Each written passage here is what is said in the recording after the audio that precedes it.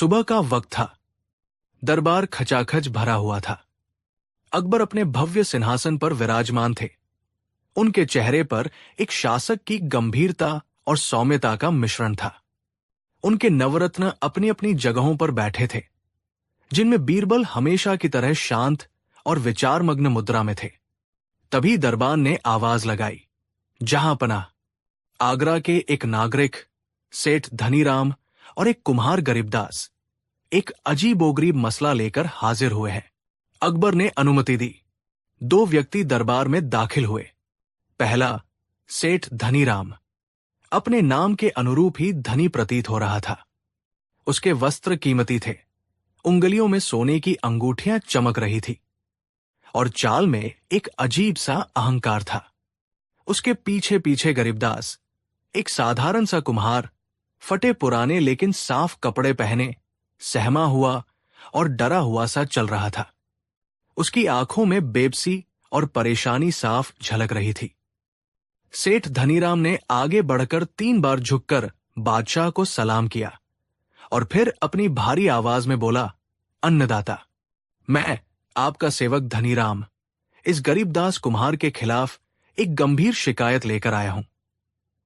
इसने मेरे साथ घोर अन्याय किया है, मेरी संपत्ति को नुकसान पहुंचाया है और मेरी मानसिक शांति भंग की है। अकबर ने अपनी भ्रिकुटी सिकोड़ते हुए पूछा, सेठ धनीराम, क्या मामला है? स्पष्ट रूप से बताओ। इस कुम्हार ने तुम्हारा क्या नुकसान किया है?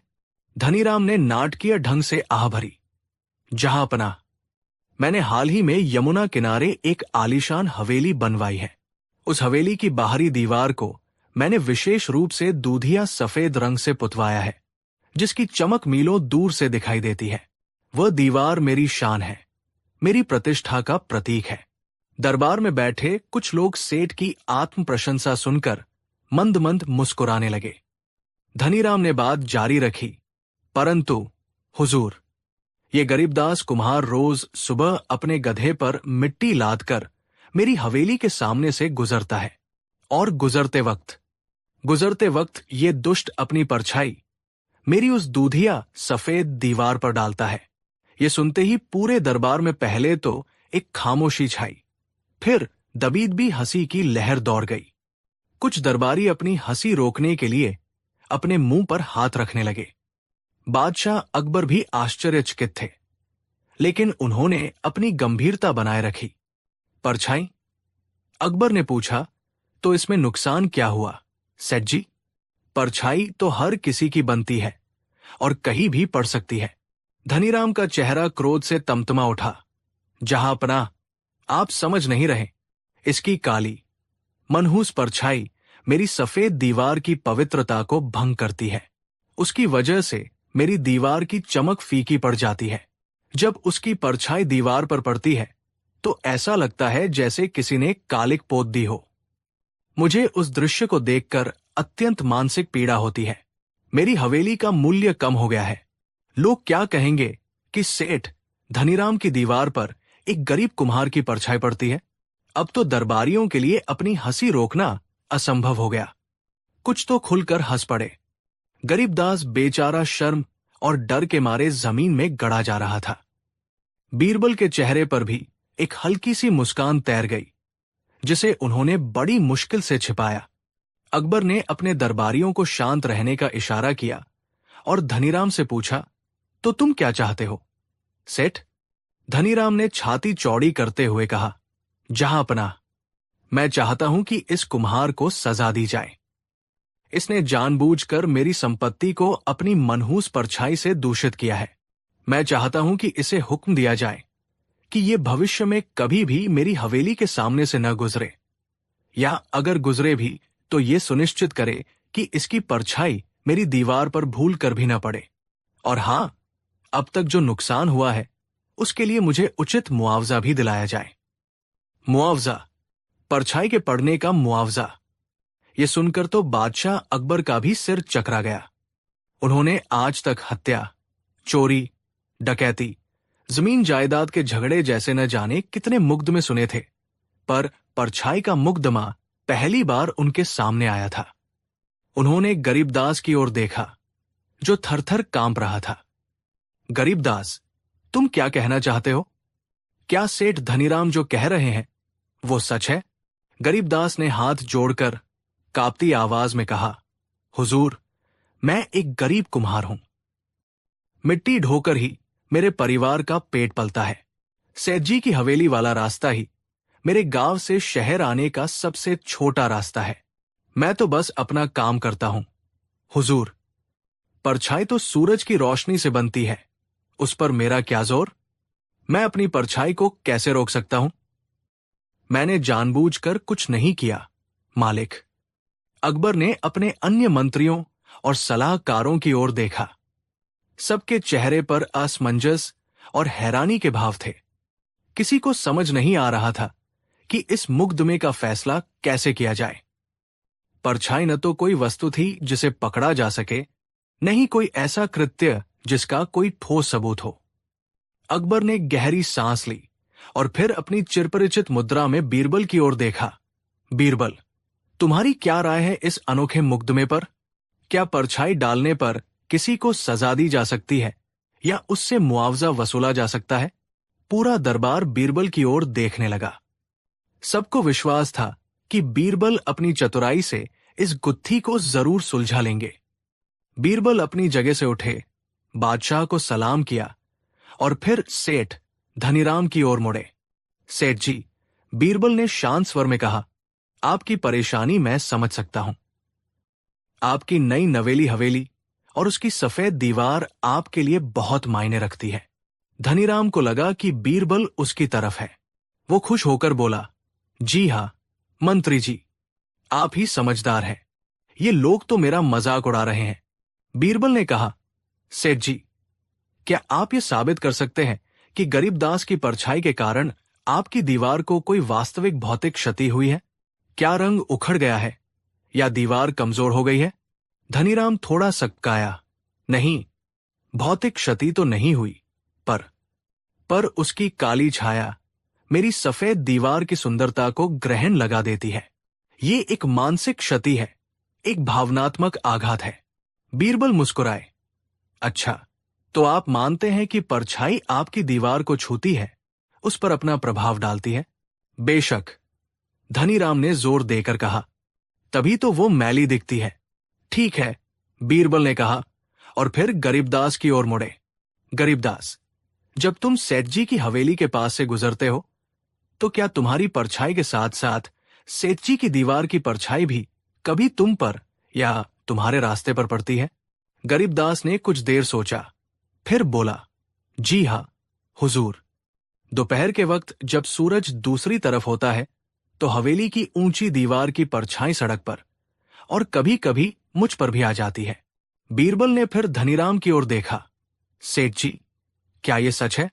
धनीराम ने कुछ झिझकते हुए कहा, हां, पड़ती होगी, पर मेरी दीवार की परछाई तो भव्य है, पवित्र है। उसकी तुलना इस कुम्हार की मनहूस परछाई से कैसे की जा सकती है? बीरबल ने बादशाह अकबर की ओर देखकर कहा, जहां पनाह, मामला बहुत स्पष्ट है। सभी उत्सुकता से बीरबल का अगला वाक्य सुनने का इंतजार करने लगे। बीरबल ने कहा, सेठ धनीराम का दावा है कि गरीबदास की परछाई उनकी दीवार पर पड़कर उसे मैला करती है और उसकी पवित्रता भंग करती है, जिसके लिए वो मुआवजा चाहते हैं।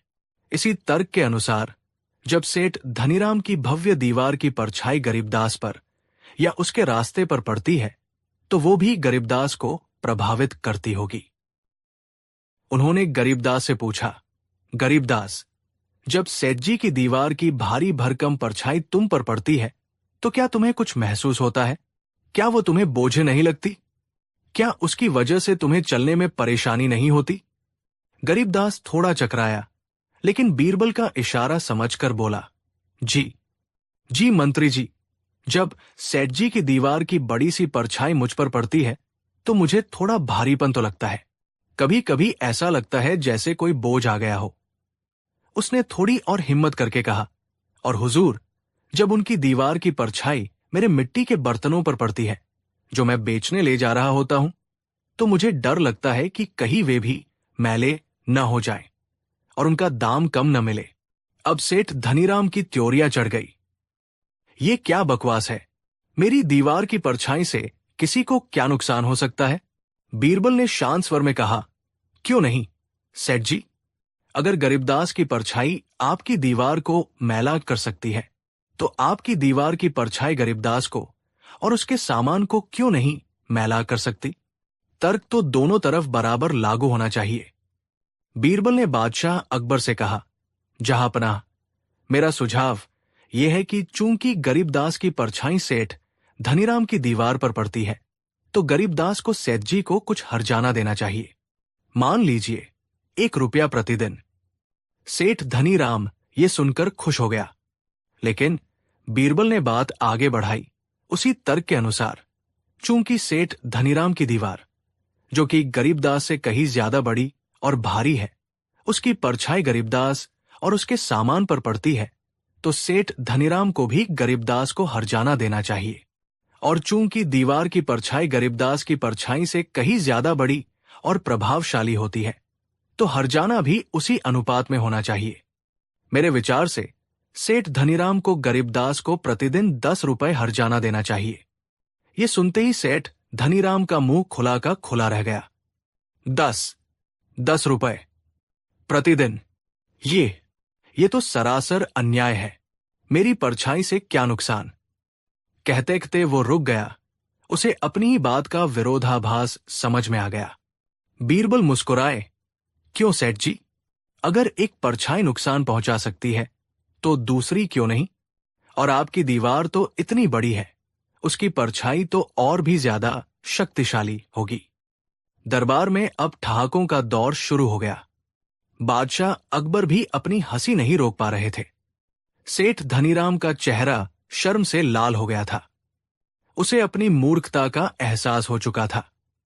बीरबल ने आगे कहा, जहांपनाह, अगर हम इस तर्क को माने, तो आज से हर व्यक्ति दूसरे से अपनी परछाई का हर्जाना वसूलने लगेगा। सूरज की रोशनी में तो हर चीज की परछाई बनती है और एक दूसरे पर पड़ती है। ऐसे तो पूरा राज्य ही मुकदमों से भर जाएगा। उन्होंने सेठ धनीराम की ओर देखकर कहा, सेठ जी, प्रकृति के नियमों को चुनौती नहीं दी जा सकती। परछाई एक प्राकृतिक क्रिया है। ये न तो किसी को दूषित करती है, न ही किसी का मूल्य कम करती है। असली सुंदरता और पवित्रता मन में होती है, दीवारों पर नहीं। यदि आपका मन स्वच्छ है, तो आपको किसी की परछाई से कोई मैल नजर नहीं आएगा। सेठ धनीराम अब पूरी तरह लज्जित हो चुका था। उसने हाथ जोड़कर कहा, मुझे क्षमा कर दें जहांपनाह, मुझे क्षमा कर दें मंत्री बीरबल, मुझसे भूल हो गई। गरीबदास भाई, मुझे माफ कर दो। मैंने अपनी मूर्खता और अहंकार में तुम्हें व्यर्थ ही परेशान किया। गरीबदास, जो अब भी थोड़ा डरा हुआ था, धीरे से बोला, कोई बात नहीं सेठ जी, आप मेरे अन्नदाता समान हैं। बादशाह अकबर, जो अब तक हंस रहे थे, गंभीर हुए। सेठ धनीराम, तुम्हारी शिकायत बेबुनियाद और हास्यास्पद थी। तुमने दरबार का कीमती समय बर्बाद किया और एक निर्दोष व्यक्ति को परेशान किया।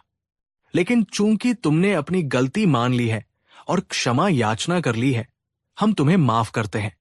पर भविष्य में ऐसी बचकानी हरकत दोबारा नहीं होनी चाहिए। फिर उन्होंने बीरबल की ओर देखकर कहा, बीरबल, एक बार फिर तुमने अपनी बुद्धिमत्ता और न्यायप्रियता से एक अत्यंत जटिल और अनोखे मुकदमे को सुलझा दिया। तुम्हारी सूझबूझ का कोई जवाब नहीं। बीरबल ने विनम्रता से सिर झुका लिया। उस दिन के बाद सेठ धनीराम ने फिर कभी अपनी दीवार की परछाई या किसी और की परछाई की शिकायत नहीं की, बल्कि कहा जाता है कि वो थोड़ा विनम्र हो गया था और कभी कभार गरीबदास को रास्ते में रोककर उसका हालचाल भी पूछ लिया करता था। और वो परछाई का मुकदमा अकबर और बीरबल के किस्सों में एक और यादगार अध्याय के रूप में जुड़ गया, जो पीढ़ियों तक सुनाया जाता रहा। एक ऐसे मुकदमे के रूप में जो पहले कभी नहीं सुना गया था और शायद बाद में भी नहीं। ये कहानी इस बात का प्रमाण बन गई कि सच्ची बुद्धिमत्ता न केवल जटिल समस्याओं को सुलझा सकती है, बल्कि अहंकार को भी झुका सकती है और मानवीय समझ को एक नई दिशा दे सकती है। कहानी 2। एक सुबह जब दरबार अपने पूरे रौब में सजा हुआ था, एक व्यापारी जिसका नाम धनपत राय था, रोता बिलखता हुआ दरबार में हाजिर हुआ। उसके चेहरे पर घबराहट और आंखों में आंसू थे। उसने बादशाह अकबर के सामने झुककर सलाम किया और रुंधे गले से बोला, आलम पनाह, मैं लुट गया, बर्बाद हो गया, मेरे साथ घोर अन्याय हुआ है। बादशाह अकबर ने गंभीरता से कहा, धनपत राय, शांति रखो और विस्तार से बताओ कि तुम्हारे साथ क्या हुआ है। इस सल्तनत में किसी के साथ अन्याय नहीं होगा। धनपत राय ने अपनी दुख भरी कहानी सुनानी शुरू की। जहांपनाह, मैं एक सीधा सादा व्यापारी हूं, जो दूर दराज के इलाकों से कीमती रत्न और जवाहरात लाकर यहां बेचता हूं। कल रात जब मैं अपने घर लौट रहा था, तो मेरे घर के पास वाली गली में मेरे ही एक पुराने कर्मचारी गोपाल ने, जो अब अपना छोटा मोटा काम करता है, मुझे रोका। उसने बहाने से मुझसे बातचीत शुरू की और मौका देखकर मेरे हाथ से जवाहरात से भरा थैला छीन कर भाग गया। उस थैले में मेरी जिंदगी भर की कमाई थी हुजूर। लगभग 50,000 अशरफियों के हीरे मोती थे। अकबर ने अपनी भ्रिकुटी सिकोड़ते हुए पूछा, क्या तुमने उसे पहचान लिया? क्या तुम यकीन से कह सकते हो कि वो गोपाल ही था? जी जहांपनाह, धनपत राय ने जोर देकर कहा। गली में थोड़ी रोशनी थी और मैंने उसे साफ साफ देखा था। वो गोपाल ही था। उसने काले रंग के कपड़े पहने थे और भागते समय उसका चेहरा मेरी तरफ था। हुजूर, वो हमेशा से मेरी तरक्की से जलता था। इसी जलन में उसने ये नीच हरकत की है। बादशाह ने अपने सिपाहियों को तुरंत गोपाल को पकड़कर लाने का हुक्म दिया। थोड़ी ही देर में 2 सिपाही गोपाल को लेकर दरबार में हाजिर हुए। गोपाल एक साधारण कदकाठी का सहमा हुआ व्यक्ति था। उसके चेहरे पर डर साफ झलक रहा था। गोपाल ने बादशाह के सामने सिर झुकाकर कहा, अन्नदाता, मैंने कुछ नहीं किया, मैं बेकसूर हूं। धनपत सेठ जी मुझ पर झूठा इल्जाम लगा रहे हैं। धनपत राय चीख उठा, झूठ है, तू ही था, मैंने अपनी आंखों से तुझे देखा था। बादशाह सलामत, ये मगरमच्छ के आंसू बहा रहा है, इसके घर की तलाशी ली जाए, यकीनन सारा माल वहीं मिलेगा। अकबर ने बीरबल की ओर देखा। बीरबल शांत भाव से पूरे घटनाक्रम को देख और सुन रहे थे। उनके चेहरे पर हमेशा की तरह एक हल्की सी मुस्कान थी, मानो वो किसी गहरी सोच में डूबे हों। अकबर ने कहा, बीरबल, तुम्हारी क्या राय है इस मामले में? बीरबल ने अदब से झुककर कहा, जहांपनाह, मामला गंभीर है। धनपत राय जी अपने बयान पर अटल है और गोपाल खुद को बेकसूर बता रहा है। बिना पूरी जांच पड़ताल के किसी नतीजे पर पहुंचना उचित नहीं होगा। अकबर बोले, तो फिर जांच कैसे की जाए? गोपाल के घर की तलाशी ली जाए। बीरबल ने कहा, तलाशी अवश्य ली जाए हुजूर, लेकिन उससे पहले मैं दोनों से कुछ सवाल पूछना चाहता हूं। अकबर ने इजाजत दे दी। बीरबल सबसे पहले धनपत राय की ओर मुड़े। धनपत जी, आपने कहा कि गली में थोड़ी रोशनी थी, क्या आप बता सकते हैं कि वो रोशनी किस चीज की थी? कोई मशाल, कोई दीपक या चांद की रोशनी? धनपत राय थोड़ा झिझका, फिर बोला, जी, वो पास के एक घर की खिड़की से आती दीपक की रोशनी थी और थोड़ा चांद भी निकला हुआ था। बीरबल ने सिर हिलाया, अच्छा, और जब गोपाल ने आपका थैला छीना तो क्या आपने शोर मचाया, मदद के लिए किसी को पुकारा? जी, मैंने शोर मचाया था, लेकिन वो गली सुनसान थी और जब तक कोई आता वो भाग चुका था। धनपत ने जवाब दिया। बीरबल ने कहा, और आपने बताया कि गोपाल ने काले रंग के कपड़े पहने थे, क्या आप उसके कपड़ों के बारे में कुछ और बता सकते हैं?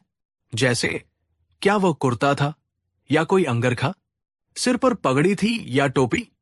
धनपत राय अब थोड़ा असहज होने लगा। उसने कुछ सोचते हुए कहा, जी, काला कुर्ता था और सिर पर शायद अंधेरे की वजह से ठीक से देख नहीं पाया, पर शायद उसने कुछ बांध रखा था। बीरबल अब गोपाल की ओर मुड़े। गोपाल अभी भी डरा हुआ था। गोपाल, बीरबल ने से पूछा, कल रात तुम कहाँ थे और क्या कर रहे थे? गोपाल ने कांपती आवाज में कहा, सरकार, मैं कल रात अपने घर पर ही था। मेरी पत्नी की तबीयत ठीक नहीं थी, तो मैं उसकी देखभाल कर रहा था। मेरे पड़ोसी भी इस बात की गवाही दे सकते हैं। तुम्हारी पत्नी कब से बीमार है? बीरबल ने पूछा। लगभग 3-4 दिनों से, हुजूर, गोपाल ने उत्तर दिया। बीरबल कुछ देर चुप रहे, फिर बादशाह अकबर की ओर देखकर बोले, जहांपना, मुझे लगता है कि इस मामले में कुछ गड़बड़ है। धनपत राय तुरंत बोल पड़ा, क्या गड़बड़? बीरबल जी, आप कहना क्या चाहते हैं? क्या आपको मेरी बात पर यकीन नहीं? बीरबल ने धनपत राय की ओर देखकर शांति से कहा, धनपत जी, यकीन या गैर-यकीन का सवाल नहीं है, सवाल सच्चाई का है। जहांपना, मैं चाहता हूं कि आप धनपत राय जी से एक सवाल पूछें। कैसा सवाल? अकबर ने पूछा। बीरबल ने कहा, आप इनसे पूछिए कि इनके थैले में जो हीरे मोती थे, उनका रंग क्या था? क्या वे सब एक ही रंग के थे या अलग अलग रंगों के? अकबर ने बीरबल के कहे अनुसार धनपत राय से पूछा, धनपत, तुम्हारे थैले में जो जवाहरात थे, उनके रंग बताओ। धनपत राय का चेहरा एकाएक पीला पड़ गया। वो हकलाने लगा, जी जी हुजूर, वो तो कई तरह के थे। लाल, नीले, हरे, सफेद मोती भी थे। उसकी आवाज में अब पहले जैसा आत्मविश्वास नहीं था। बीरबल मुस्कुराए। जहांपना, अब आप गोपाल से यही सवाल पूछिए। अकबर ने गोपाल से पूछा, गोपाल, अगर तुमने वह थैला छीना होता तो क्या तुम बता सकते हो कि उसमें किस रंग के जवाहरात थे? गोपाल ने घबराकर कहा, सरकार, मैंने कोई थैला नहीं छीना। मुझे क्या पता उसमें क्या था। बीरबल ने अब अपनी बात स्पष्ट की। जहांपना, गौर करने वाली बात यह है कि जब किसी व्यक्ति की इतनी कीमती वस्तु चोरी होती है तो उसे एक एक चीज याद रहती है। धनपत जी कह रहे हैं कि गली में थोड़ी रोशनी थी, इतनी कि उन्होंने गोपाल का चेहरा पहचान लिया, उसके कपड़ों का रंग देख लिया। लेकिन जब उनसे उन्हीं जवाहरातों के रंग के बारे में पूछा गया जिनकी कीमत 50,000 अशर्फिया थी, तो वे अटक गए और ठीक से जवाब नहीं दे पाए। बीरबल आगे बोले, दूसरी बात, धनपत जी ने कहा कि गली में दीपक की रोशनी थी और चांद भी निकला हुआ था। जहांपना, कल अमावस्या की रात थी। आसमान में चांद का नामो निशान तक नहीं था। ऐसे घोर अंधेरे में केवल किसी घर की खिड़की से आती दीपक की हल्की रोशनी में किसी का चेहरा इतनी सटीकता से पहचान लेना और उसके कपड़ों का रंग बता देना थोड़ा अविश्वसनीय लगता है। धनपत राय का चेहरा अब सफेद पड़ चुका था।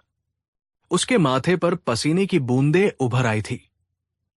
बीरबल ने अपनी बात जारी रखी, और सबसे महत्वपूर्ण बात, जहांपना, यदि गोपाल ने सचमुच चोरी की होती और उसके घर में 50,000 अशर्फियों के जवाहरात होते, तो वो इतना डरास हमा और आत्मविश्वासहीन नहीं होता। अपराधी अक्सर बचने के लिए झूठी कहानियां गढ़ते हैं और उनमें अति आत्मविश्वास दिखाने की कोशिश करते हैं। गोपाल की घबराहट उसकी बेगुनाही का संकेत दे रही है। बीरबल धनपत राय की ओर मुड़े, धनपत जी, सच बताइए, क्या आप किसी कर्ज में डूबे हुए हैं या आपका व्यापार ठीक नहीं चल रहा? धनपत राय अब और झूठ नहीं बोल सका। वो बादशाह अकबर के पैरों में गिर पड़ा और रोते हुए बोला, मुझे माफ कर दीजिए जहांपना। बीरबल जी सही कह रहे हैं, मेरा व्यापार चौपट हो गया है और मैं भारी कर्ज में डूब गया हूं। लेनदार मुझे परेशान कर रहे थे। मुझे कोई और रास्ता नहीं सूझा तो मैंने गोपाल को फंसाने की ये झूठी कहानी गढ़ दी ताकि मुझे कुछ समय मिल सके और लोगों की सहानुभूति भी। गोपाल मेरा पुराना कर्मचारी है, मुझे लगा उस पर शक करना आसान होगा। दरबार में सन्नाटा छा गया। बादशाह अकबर की आंखें क्रोध से लाल हो गई। उन्होंने कहा, धनपत राय, तुमने न केवल एक निर्दोष व्यक्ति पर झूठा आरोप लगाया, बल्कि दरबार का कीमती समय भी बर्बाद किया और मुझे गुमराह करने की कोशिश की। ये एक अक्षम्य अपराध है। बादशाह ने आदेश दिया, धनपत राय को तुरंत गिरफ्तार कर लिया जाए। इसे झूठी शिकायत करने और दरबार को गुमराह करने के जुर्म में 1 साल के कठोर कारावास की सजा दी जाती है। साथ ही इसे गोपाल को हुए मानसिक कष्ट और अपमान के लिए 10,000 अशर्फियों का मुआवजा देना होगा। गोपाल की आंखों में आंसू थे, लेकिन अब ये खुशी और राहत के आंसू थे। उसने बीरबल की ओर कृतज्ञता भरी नजरों से देखा।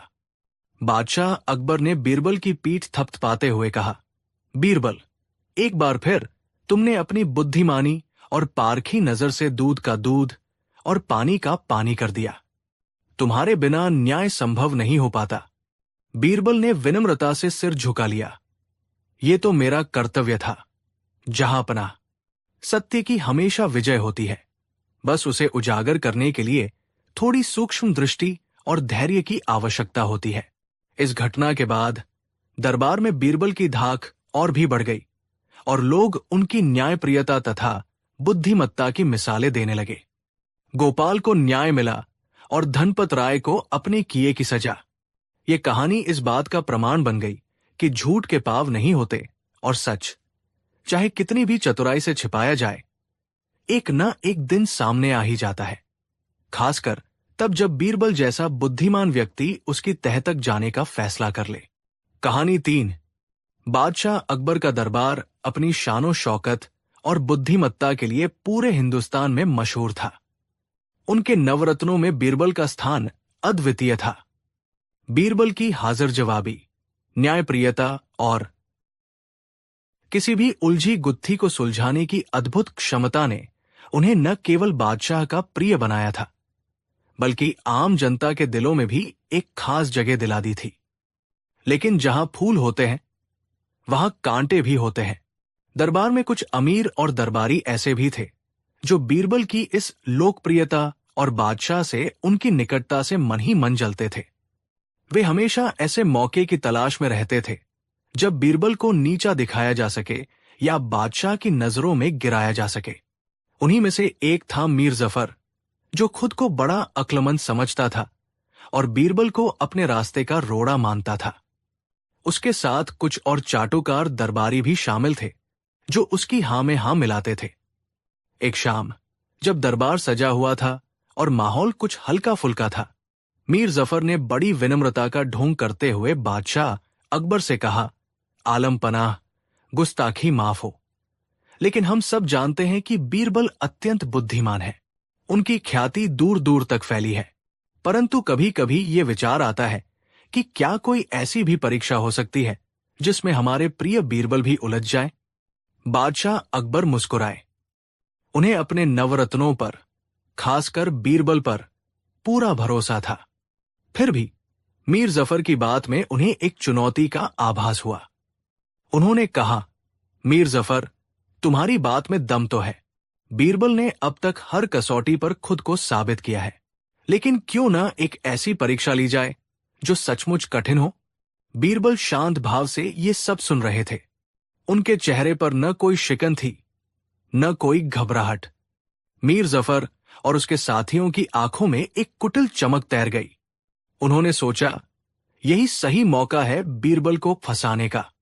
बादशाह ने कुछ पल सोचा और फिर एक गंभीर मुद्रा धारण करते हुए कहा, ठीक है, हम बीरबल की एक ऐसी परीक्षा लेंगे जो आज तक किसी ने न ली होगी, न सोची होगी। दरबार में सन्नाटा छा गया। सबकी निगाहें बादशाह अकबर पर टिक गई। बादशाह ने बीरबल की ओर देखते हुए कहा, बीरबल, तुम्हें 3 काम करने होंगे और इसके लिए तुम्हारे पास 1 महीने का समय है। बीरबल ने सिर झुकाकर कहा, हुक्म कीजिए जहांपनाह। अकबर ने अपनी पहली शर्त रखी, बीरबल, तुम्हें हमें एक ऐसी चीज लाकर देनी होगी जिसे तोड़ने पर कोई आवाज नहीं होती, लेकिन उसकी पीड़ा सबसे गहरी और दूरगामी होती है। दरबार में कानाफूसी शुरू हो गई। बिना आवाज के टूटने वाली चीज जिसकी पीड़ा सबसे गहरी हो, ये कैसी पहेली थी। कुछ दरबारी तो मन ही मन हंसने लगे। ऐसी कोई भौतिक वस्तु उन्हें सूझ ही नहीं रही थी। अकबर ने अपनी दूसरी शर्त बताई, तुम्हें हमारे इस विशाल साम्राज्य में से 2 ऐसे व्यक्तियों को ढूंढकर लाना होगा जो क्रमशः सबसे अधिक संतुष्ट और सबसे अधिक असंतुष्ट हो। ये सुनकर दरबारी और भी चकरा गए। इतने बड़े साम्राज्य में ऐसे दो विपरीत व्यक्तियों को खोजना लगभग असंभव था। और फिर बादशाह ने अपनी तीसरी और सबसे कठिन शर्त रखी, जिसकी कल्पना भी किसी ने नहीं की थी। उन्होंने कहा, और तीसरा काम, बीरबल, तुम्हें मुझे यानी अपने बादशाह को एक ऐसा कार्य करने पर विवश करना होगा जो मैं स्वेच्छा से कभी नहीं करना चाहूंगा, और वो भी बिना किसी जोरजबरदस्ती या धोखे के। ये सुनकर तो पूरे दरबार में जैसे भूचाल आ गया। मीर जफर और उसके साथी मन ही मन अपनी सफलता पर मुस्कुरा रहे थे। उन्हें पूरा यकीन था कि बीरबल इन शर्तों को पूरा नहीं कर पाएंगे, खासकर पहली और तीसरी शर्त को। बादशाह को उनकी इच्छा के विरुद्ध कोई काम करवाना, वो भी बिना जबरदस्ती के, ये तो नामुमकिन था। बीरबल ने तीनों शर्तें ध्यान से सुनी। उनके चेहरे पर अभी भी वही शांत भाव था। उन्होंने कहा, जहां पनाह, मैं आपकी आज्ञा का पालन करने का पूरा प्रयास करूंगा। मुझे 1 महीने की मोहलत दी जाए। बादशाह ने अनुमति दे दी। बीरबल दरबार से विदा लेकर अपने घर चले गए। मीर जफर और उसके साथी जश्न मनाने लगे। उन्हें लगा कि बीरबल का घमंड अब चूर चूर हो जाएगा। अगले कुछ दिन बीरबल ने गहन चिंतन में बिताए। पहली शर्त काफी गूढ़ थी, दूसरी तार्किक थी, लेकिन तीसरी शर्त उन्हें भी सोचने पर मजबूर कर रही थी।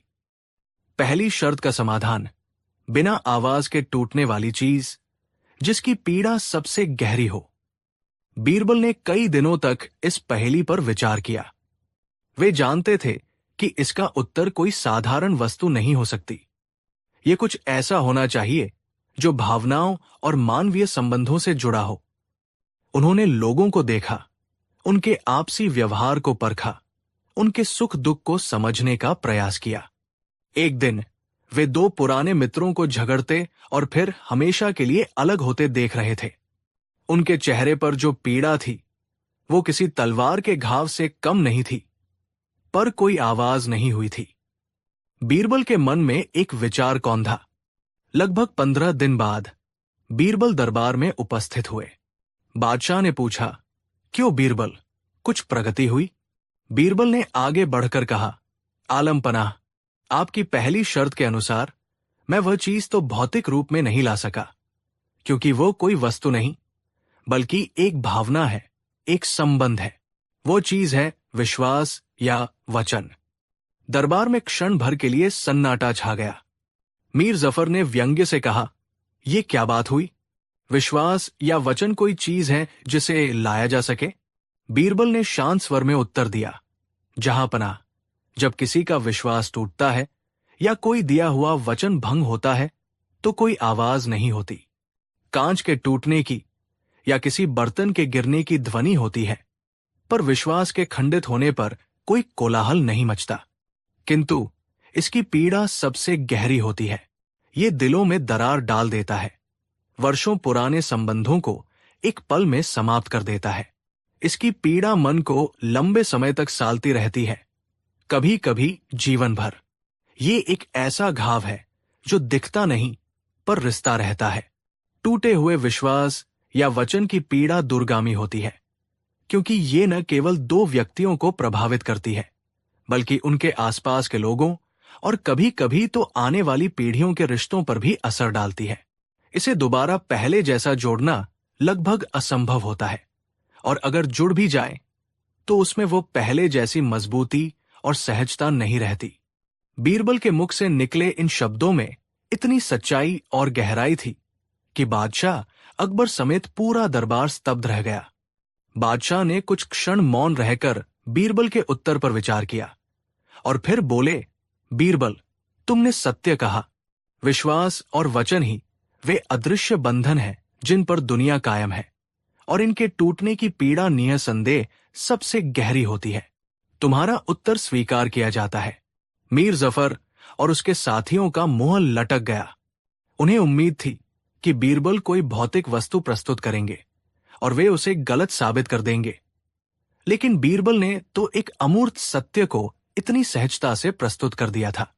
दूसरी शर्त का समाधान, सबसे संतुष्ट और सबसे असंतुष्ट व्यक्ति। पहली शर्त में अपनी बुद्धिमत्ता का लोहा मनवाने के बाद बीरबल ने दूसरी शर्त पर ध्यान केंद्रित किया। इसके लिए उन्होंने वेश बदला और एक साधारण सौदागर के रूप में राज्य के विभिन्न नगरों, कस्बों और गांवों का भ्रमण किया। वे चायखानों, सरायों, बाजारों और चौपालों पर रुकते, लोगों से बातचीत करते, उनके जीवन की खुशियों और परेशानियों को समझने का प्रयास करते। कई हफ्तों की अथक खोज के बाद उनकी भेंट एक अत्यंत धनी सेठ से हुई। उस सेठ के पास सोने चांदी के अंबार थे, कई हवेलियां और अनगिनत नौकर चाकर थे। किंतु जब बीरबल ने उससे बात की तो पाया कि वो व्यक्ति हर समय चिंतित रहता था। उसे अपनी संपत्ति के लुट जाने का भय, व्यापार में घाटे की आशंका और अपने प्रतिस्पर्धियों से आगे निकलने की होड़ हमेशा सताती रहती थी। वो रात को ठीक से सो भी नहीं पाता था और हमेशा दूसरों की संपत्ति और सफलता से ईर्ष्या करता रहता था। उसके मुख पर कभी संतोष या प्रसन्नता की झलक नहीं दिखती थी। बीरबल ने मन ही मन निश्चय किया कि ये व्यक्ति सबसे अधिक असंतुष्ट की श्रेणी में आता है। इसके पश्चात एक छोटे से गांव के बाहर एक पेड़ के नीचे उन्हें एक फटेहाल परंतु प्रसन्नचित्त साधु मिला। उसके पास एक झोली, एक कमंडल और तन पर कुछ चिथड़े ही थे। वो भिक्षा में जो कुछ भी मिलता उसी से अपना गुजारा करता था। जब बीरबल ने उससे बात की तो साधु के चेहरे पर एक अद्भुत शांति और संतोष का भाव था। उसने कहा, प्रभु की कृपा से 2 वक्त की रोटी मिल जाती है, स्वच्छ जल और वायु उपलब्ध है, और क्या चाहिए। मन में कोई लालसा नहीं, किसी से कोई द्वेष नहीं। ईश्वर का भजन करता हूं और आनंद से रहता हूं। उसकी बातों में गहरी तृप्ति झलक रही थी।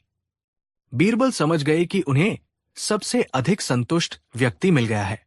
महीने का अंतिम सप्ताह प्रारंभ होने पर बीरबल उन दोनों व्यक्तियों, धनी सेठ और गरीब साधु को लेकर दरबार में हाजिर हुए। पहले धनी सेठ को बादशाह के समक्ष प्रस्तुत किया गया। बादशाह अकबर ने उससे पूछा, सेठ जी, आप अपने जीवन से कितने प्रसन्न हैं? क्या आपके पास सब कुछ है? सेठ ने उदास चेहरा बनाकर कहा, आलम पनाह, क्या बताओ। कहने को तो बहुत धन है, पर मन में शांति नहीं। रात को नींद नहीं आती, हमेशा व्यापार की चिंता लगी रहती है। मेरे बेटे मेरी बात नहीं सुनते और मेरे पड़ोसी मुझसे ज्यादा अमीर होते जा रहे हैं। मेरे पास कुछ भी नहीं है जिससे मैं सच में खुश हो सकूं। उसकी शिकायतों का कोई अंत नहीं था। फिर उस साधु को बादशाह के सामने लाया गया। बादशाह ने वही प्रश्न उससे किया, बाबा, आपके जीवन में क्या सुख है और क्या दुख? साधु ने मुस्कुराते हुए उत्तर दिया, महाराज, मेरे जीवन में तो सुख ही सुख है। ईश्वर ने ये सुंदर शरीर दिया है, प्रकृति ने जीने के लिए सब कुछ दिया है। जो कुछ भिक्षा में मिलता है उसी में परम संतोष है। कोई चिंता नहीं, कोई भय नहीं, हर पल आनंद ही आनंद है। बादशाह अकबर और समस्त दरबारी दोनों के उत्तर सुनकर चकित रह गए। एक व्यक्ति जिसके पास सब कुछ था वो अत्यंत दुखी और असंतुष्ट था, जबकि दूसरा व्यक्ति जिसके पास कुछ भी नहीं था वो परम सुखी और संतुष्ट था।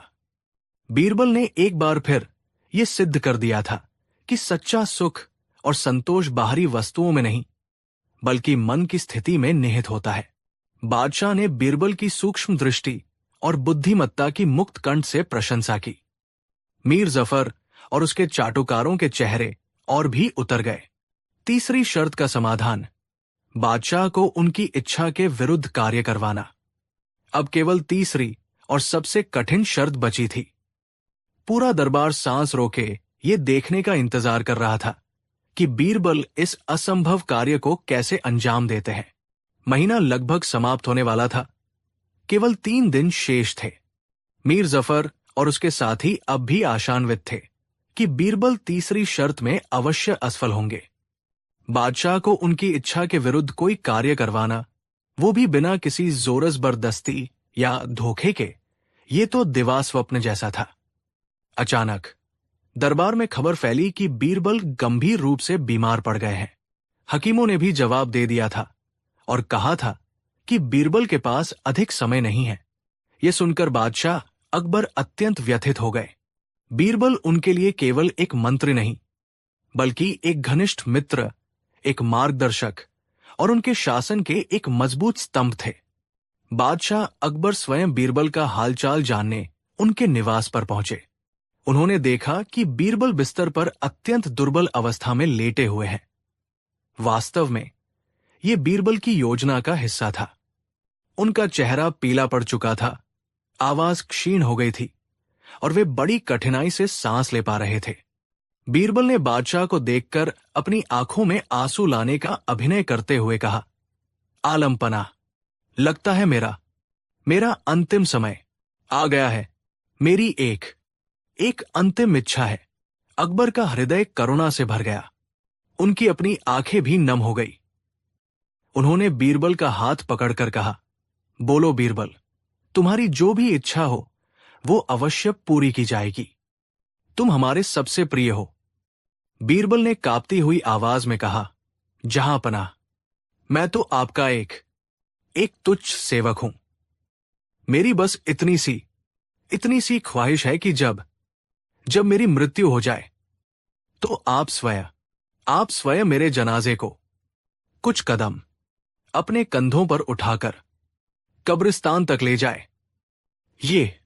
ये मेरे जीवन का सबसे बड़ा सम्मान होगा और मेरी आत्मा को शांति मिलेगी। यह सुनकर बादशाह अकबर स्तब्ध रह गए। एक सम्राट, शहंशाहेंद, किसी मंत्री, चाहे वो कितना भी प्रिय क्यों न हो, के जनाजे को कंधा दे, ये तो शाही परंपराओं, मान मर्यादा और प्रोटोकॉल के सर्वथा विरुद्ध था। कोई भी बादशाह अपनी स्वेच्छा से ऐसा कार्य करने की कल्पना भी नहीं कर सकता था। उनके मन में एक गहरा द्वंद्व चलने लगा। एक ओर साम्राज्य की शान और शाही पद की गरिमा थी, तो दूसरी ओर अपने मरणासन्न प्रिय मित्र और निष्ठावान सेवक की अंतिम हृदय विदारक इच्छा। बीरबल की दयनीय अवस्था, उनके अंतिम शब्द और उनके प्रति बादशाह के गहरे स्नेह ने उन्हें अत्यंत भावुक कर दिया। उस क्षण बादशाह ने शाही प्रोटोकॉल से ऊपर उठकर अपने दिल की आवाज सुनी। भारी मन और रुंधे गले से उन्होंने कहा, बीरबल, तुम चिंता मत करो। तुम्हारी ये अंतिम इच्छा अवश्य पूरी होगी। मैं स्वयं तुम्हारे जनाजे को कंधा दूंगा। ये वचन देकर अकबर उदास और बोझिल मन से अपने महल लौट आए। वे पूरी रात सो नहीं सके। बीरबल की हालत और अपने वचन के बारे में सोचते रहे। अगले दिन महीने का आखिरी दिन था। दरबार नियत समय पर लगा। मीर जफर और उसके साथी आज विशेष रूप से प्रसन्न थे। उन्हें पूरा विश्वास था कि बीरबल या तो अपनी बीमारी के कारण आ नहीं पाएंगे या फिर मृत्यु को प्राप्त हो चुके होंगे और इस प्रकार वे शर्त हार जाएंगे। तभी दरबार के द्वार खुले और सभी को आश्चर्यचकित करते हुए बीरबल पूरी तरह स्वस्थ, अपने चिरपरिचित आत्मविश्वास और मुस्कान के साथ दरबार में प्रविष्ट हुए। उन्हें इस प्रकार हटा-कट्टा और प्रसन्नचित्त देखकर बादशाह अकबर पहले तो हैरान हुए, फिर उनके मन में प्रसन्नता की एक लहर दौड़ गई। उन्होंने आश्चर्य से पूछा, बीरबल,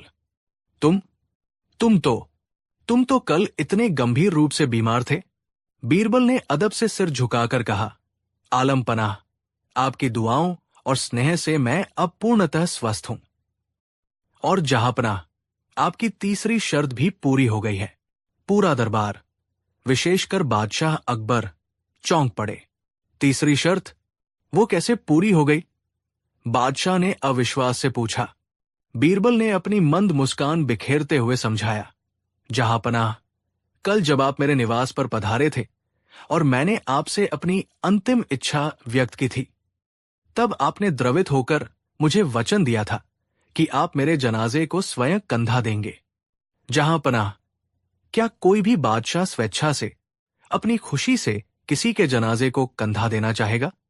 ये एक ऐसा कार्य है जो शाही शान और परंपरा के विरुद्ध है और जिसे आप सामान्य परिस्थितियों में कभी भी स्वेच्छा से नहीं करते, परंतु कल मेरी बीमारी और अंतिम इच्छा के भावनात्मक दबाव में और मेरे प्रति अपने गहरे स्नेह के कारण आपने वो कार्य करने का वचन दे दिया जो आप कभी अपनी मर्जी से नहीं करते। इस प्रकार मैंने बिना किसी जोर जबरदस्ती या धोखे के आपको एक ऐसा कार्य करने पर विवश कर दिया जो आप स्वेच्छा से कभी नहीं करना चाहते थे। बीरबल की इस असाधारण और अप्रत्याशित चतुराई को देखकर बादशाह अकबर कुछ क्षणों के लिए अवाक रह गए।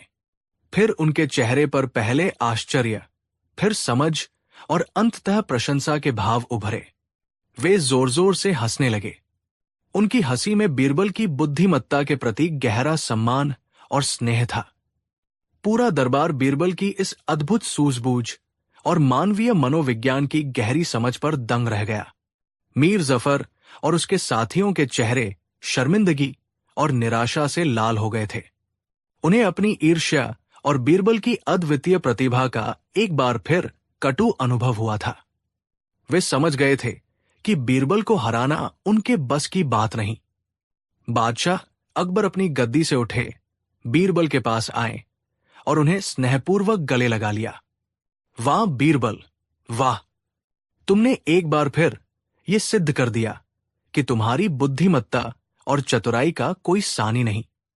तुमने न केवल हमारी सबसे कठिन शर्तों को अपनी विलक्षण प्रतिभा से पूरा किया, बल्कि ये भी दर्शाया कि मानवीय भावनाएं और स्नेह के बंधन कितने शक्तिशाली होते हैं, जिनके समक्ष बड़े से बड़े सम्राट भी झुक जाते हैं। तुम सचमुच हमारे अनमोल रत्न हो। बादशाह ने बीरबल को बहुमूल्य उपहारों से सम्मानित किया और उनकी पदवी तथा मान सम्मान में और वृद्धि की। मीर जफर और उसके चाटुकार दरबारियों को अपनी करनी पर गहरा पछतावा हुआ और उन्होंने भविष्य में बीरबल से व्यर्थ उलझने से तौबा कर ली। कहानी 4। बादशाह अकबर के दरबार में बीरबल की बढ़ती प्रतिष्ठा और बादशाह से उनकी निकटता कई दरबारियों की आंखों में खटकती थी। इनमें प्रमुख थे दीवान जगत सिंह और सेनापति विक्रमजीत। जगत सिन्हा को लगता था कि बीरबल की वजह से बादशाह वित्तीय मामलों में उनकी सलाह को उतना महत्व नहीं देते जितना पहले दिया करते थे।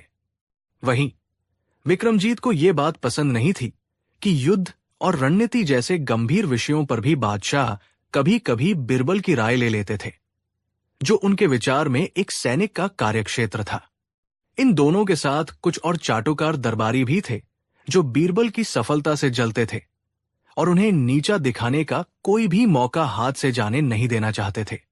ये सभी मिलकर अक्सर बीरबल के खिलाफ षड्यंत्र रचते रहते थे, लेकिन हर बार बीरबल अपनी चतुराई और दूरदर्शिता से उनके मंसूबों पर पानी फेर देते थे। इससे उनके दुश्मन और भी कुंठित हो जाते थे और बीरबल को फंसाने के लिए नई नई योजनाएं बनाने लगते थे।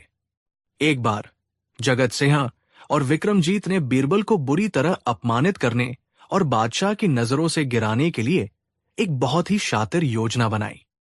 उन्होंने सोचा कि इस बार वे बीरबल को ऐसा फंसाएंगे कि वो निकल ही नहीं पाएगा।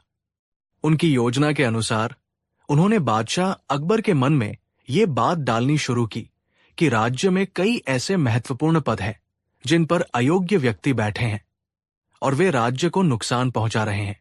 उन्होंने ये भी सुझाव दिया कि इन पदों के लिए एक कठिन परीक्षा आयोजित की जानी चाहिए और जो भी इस परीक्षा में उत्तीर्ण हो उसे ही वो पद दिया जाए। उनका असली मकसद ये था कि वे परीक्षा के प्रश्न इतने कठिन और उलझाने वाले बनाएंगे कि बीरबल, जो किसी औपचारिक सैन्य या वित्तीय प्रशिक्षण से नहीं गुजरे थे, उसमें अवश्य असफल हो जाएंगे। और यदि बीरबल असफल होते हैं तो वे बादशाह से ये कह सकेंगे कि देखिए, जो व्यक्ति इतनी सरल परीक्षा पास नहीं कर सकता वो आपका मुख्य सलाहकार बनने योग्य कैसे है। बादशाह अकबर को उनकी बात में कुछ सच्चाई लगी। वे हमेशा राज्य की बेहतरी चाहते थे और योग्य व्यक्तियों को सही स्थान पर देखना चाहते थे। उन्होंने इस प्रस्ताव को स्वीकार कर लिया और घोषणा की कि राज्य के कुछ प्रमुख पदों के लिए एक विशेष परीक्षा आयोजित की जाएगी जिसमें कोई भी भाग ले सकता है और ये परीक्षा सभी दरबारियों यहां तक कि बीरबल के लिए भी अनिवार्य होगी। जगत सिंह और विक्रमजीत मन ही मन अपनी सफलता पर मुस्कुरा रहे थे। उन्होंने परीक्षा के प्रश्न पत्र तैयार करने की जिम्मेदारी स्वयं ले ली। उन्होंने जानबूझकर ऐसे प्रश्न चुने जो अत्यंत गूढ़, अप्रासंगिक और भ्रमित करने वाले थे।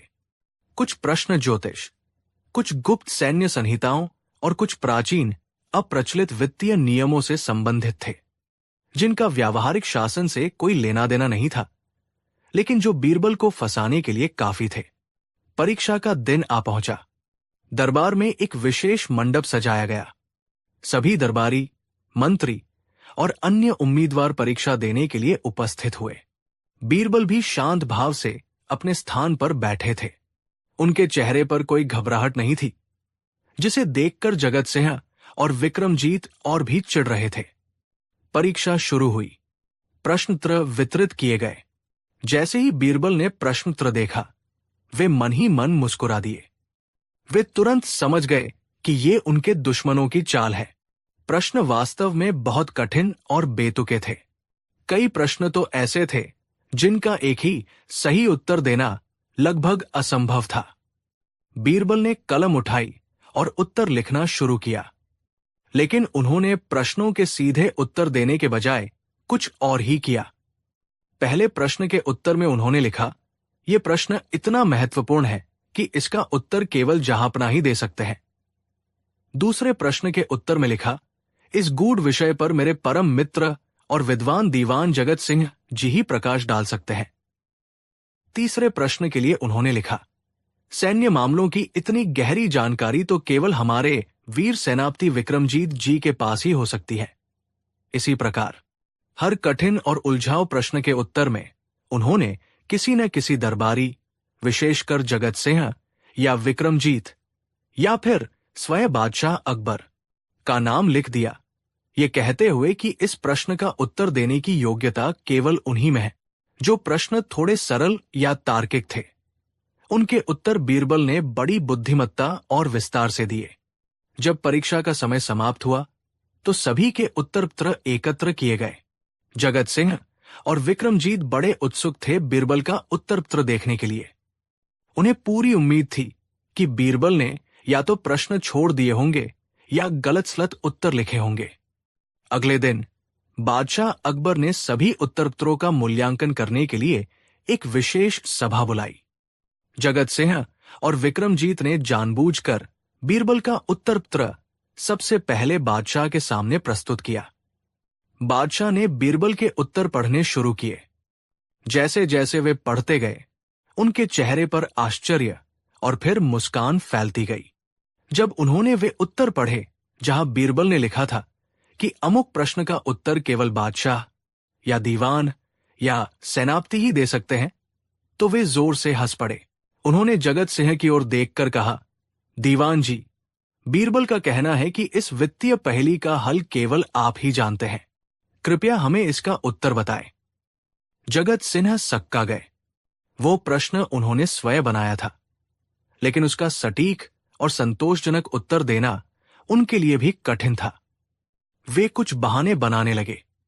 फिर बादशाह ने विक्रमजीत से कहा, सेनापति जी, इस गुप्त सैन्य संकेत का अर्थ तो आप ही स्पष्ट कर सकते हैं, जैसा कि बीरबल ने सुझाया है। विक्रमजीत भी बगले झांकने लगे। वो प्रश्न भी इतना जटिल था कि उसकी व्याख्या करना आसान नहीं था। दरबार में बैठे अन्य दरबारी, जिनके नाम बीरबल ने अपने उत्तरों में लिए थे, वे भी परेशान हो गए। कोई भी उन बेतुके प्रश्नों का संतोषजनक उत्तर नहीं दे पा रहा था।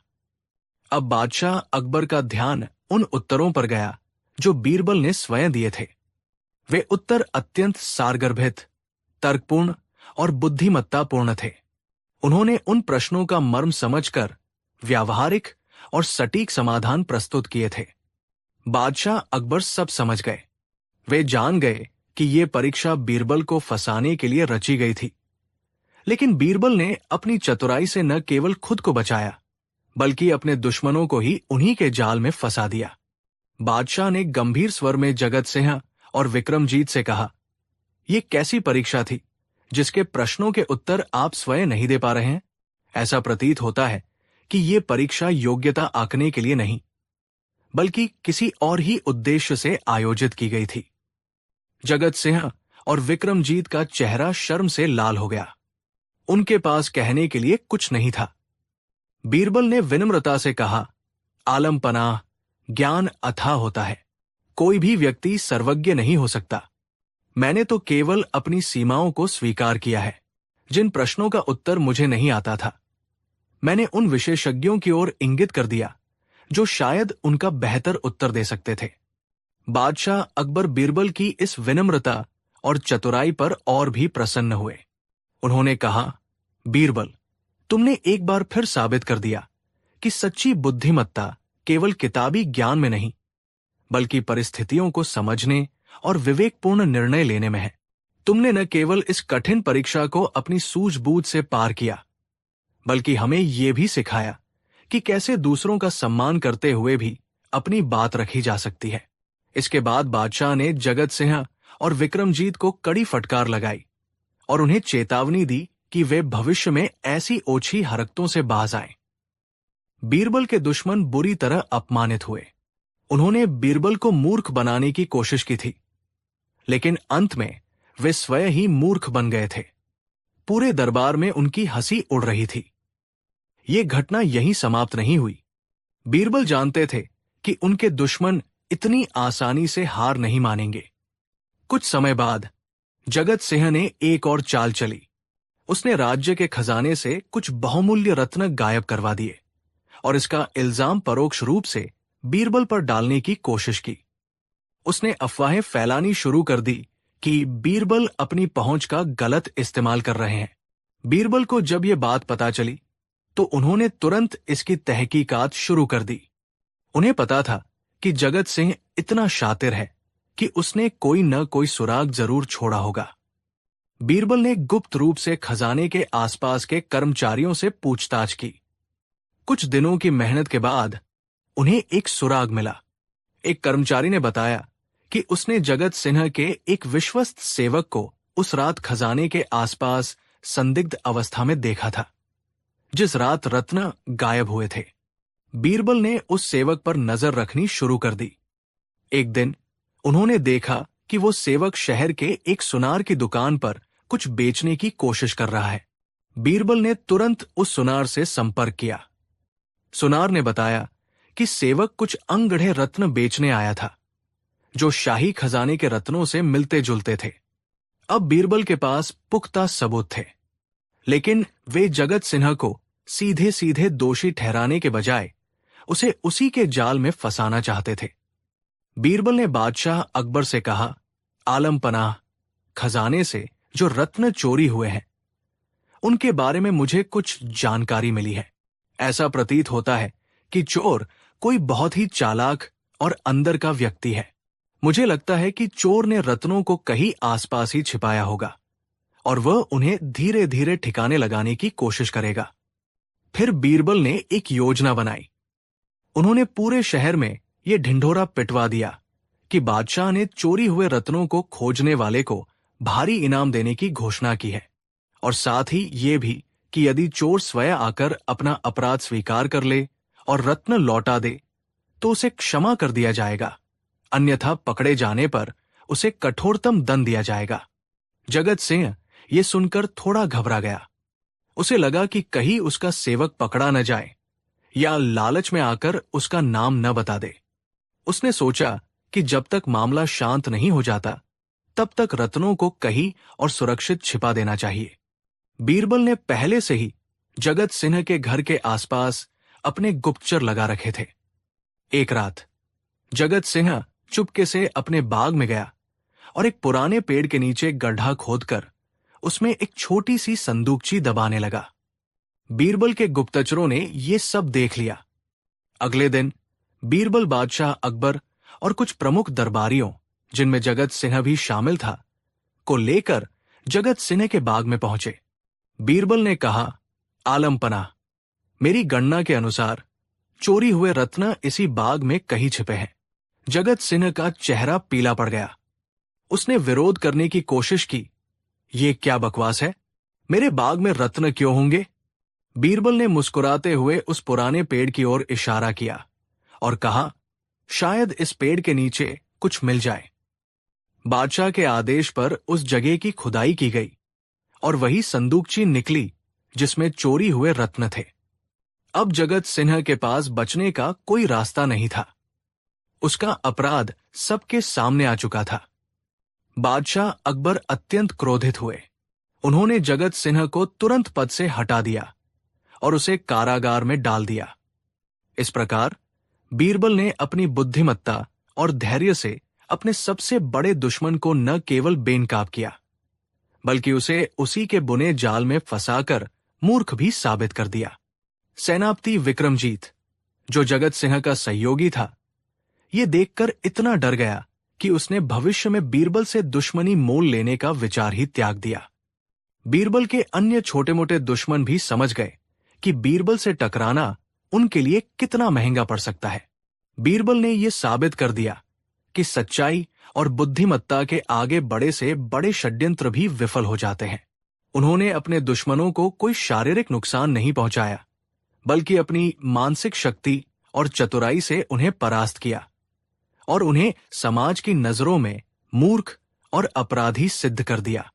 ये कहानी दिखाती है कि बीरबल न केवल हाजिर जवाब और न्यायप्रिय थे, बल्कि वे एक कुशल रणनीतिकार भी थे, जो अपने दुश्मनों की चालों को पहले ही भांप लेते थे और उन्हें उन्हीं की भाषा में जवाब देना जानते थे। उन्होंने हमेशा धैर्य और विवेक से काम लिया और अंततः अपने विरोधियों को मात देने में सफल रहे, वो भी उन्हें पूरी तरह से मूर्ख बनाकर।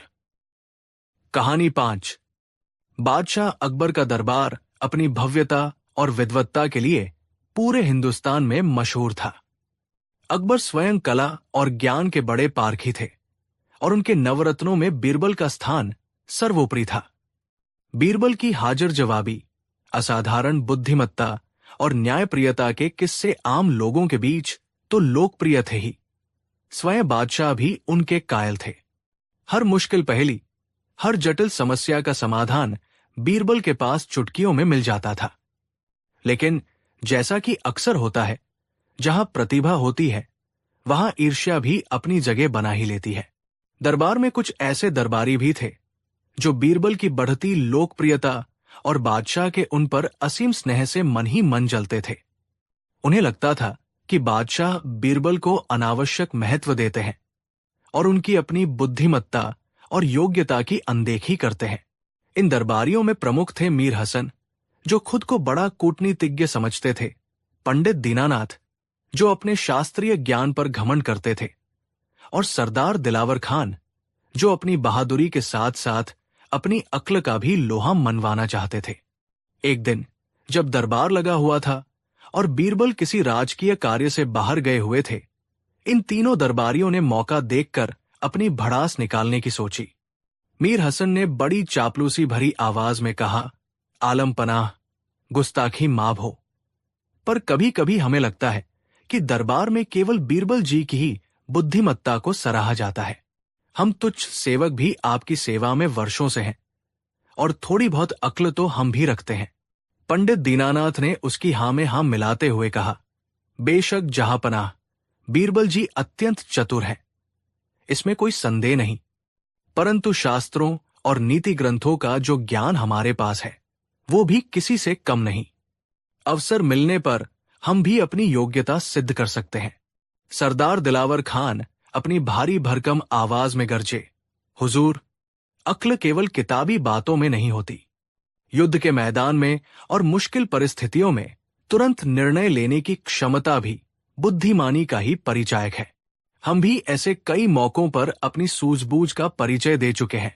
अकबर उनकी बातें सुनकर मुस्कुराए। वे इन दरबारियों की मंशा को भली भांति समझ रहे थे। उन्हें पता था कि ये सब बीरबल की अनुपस्थिति का फायदा उठाकर अपनी शेखी बघार रहे हैं।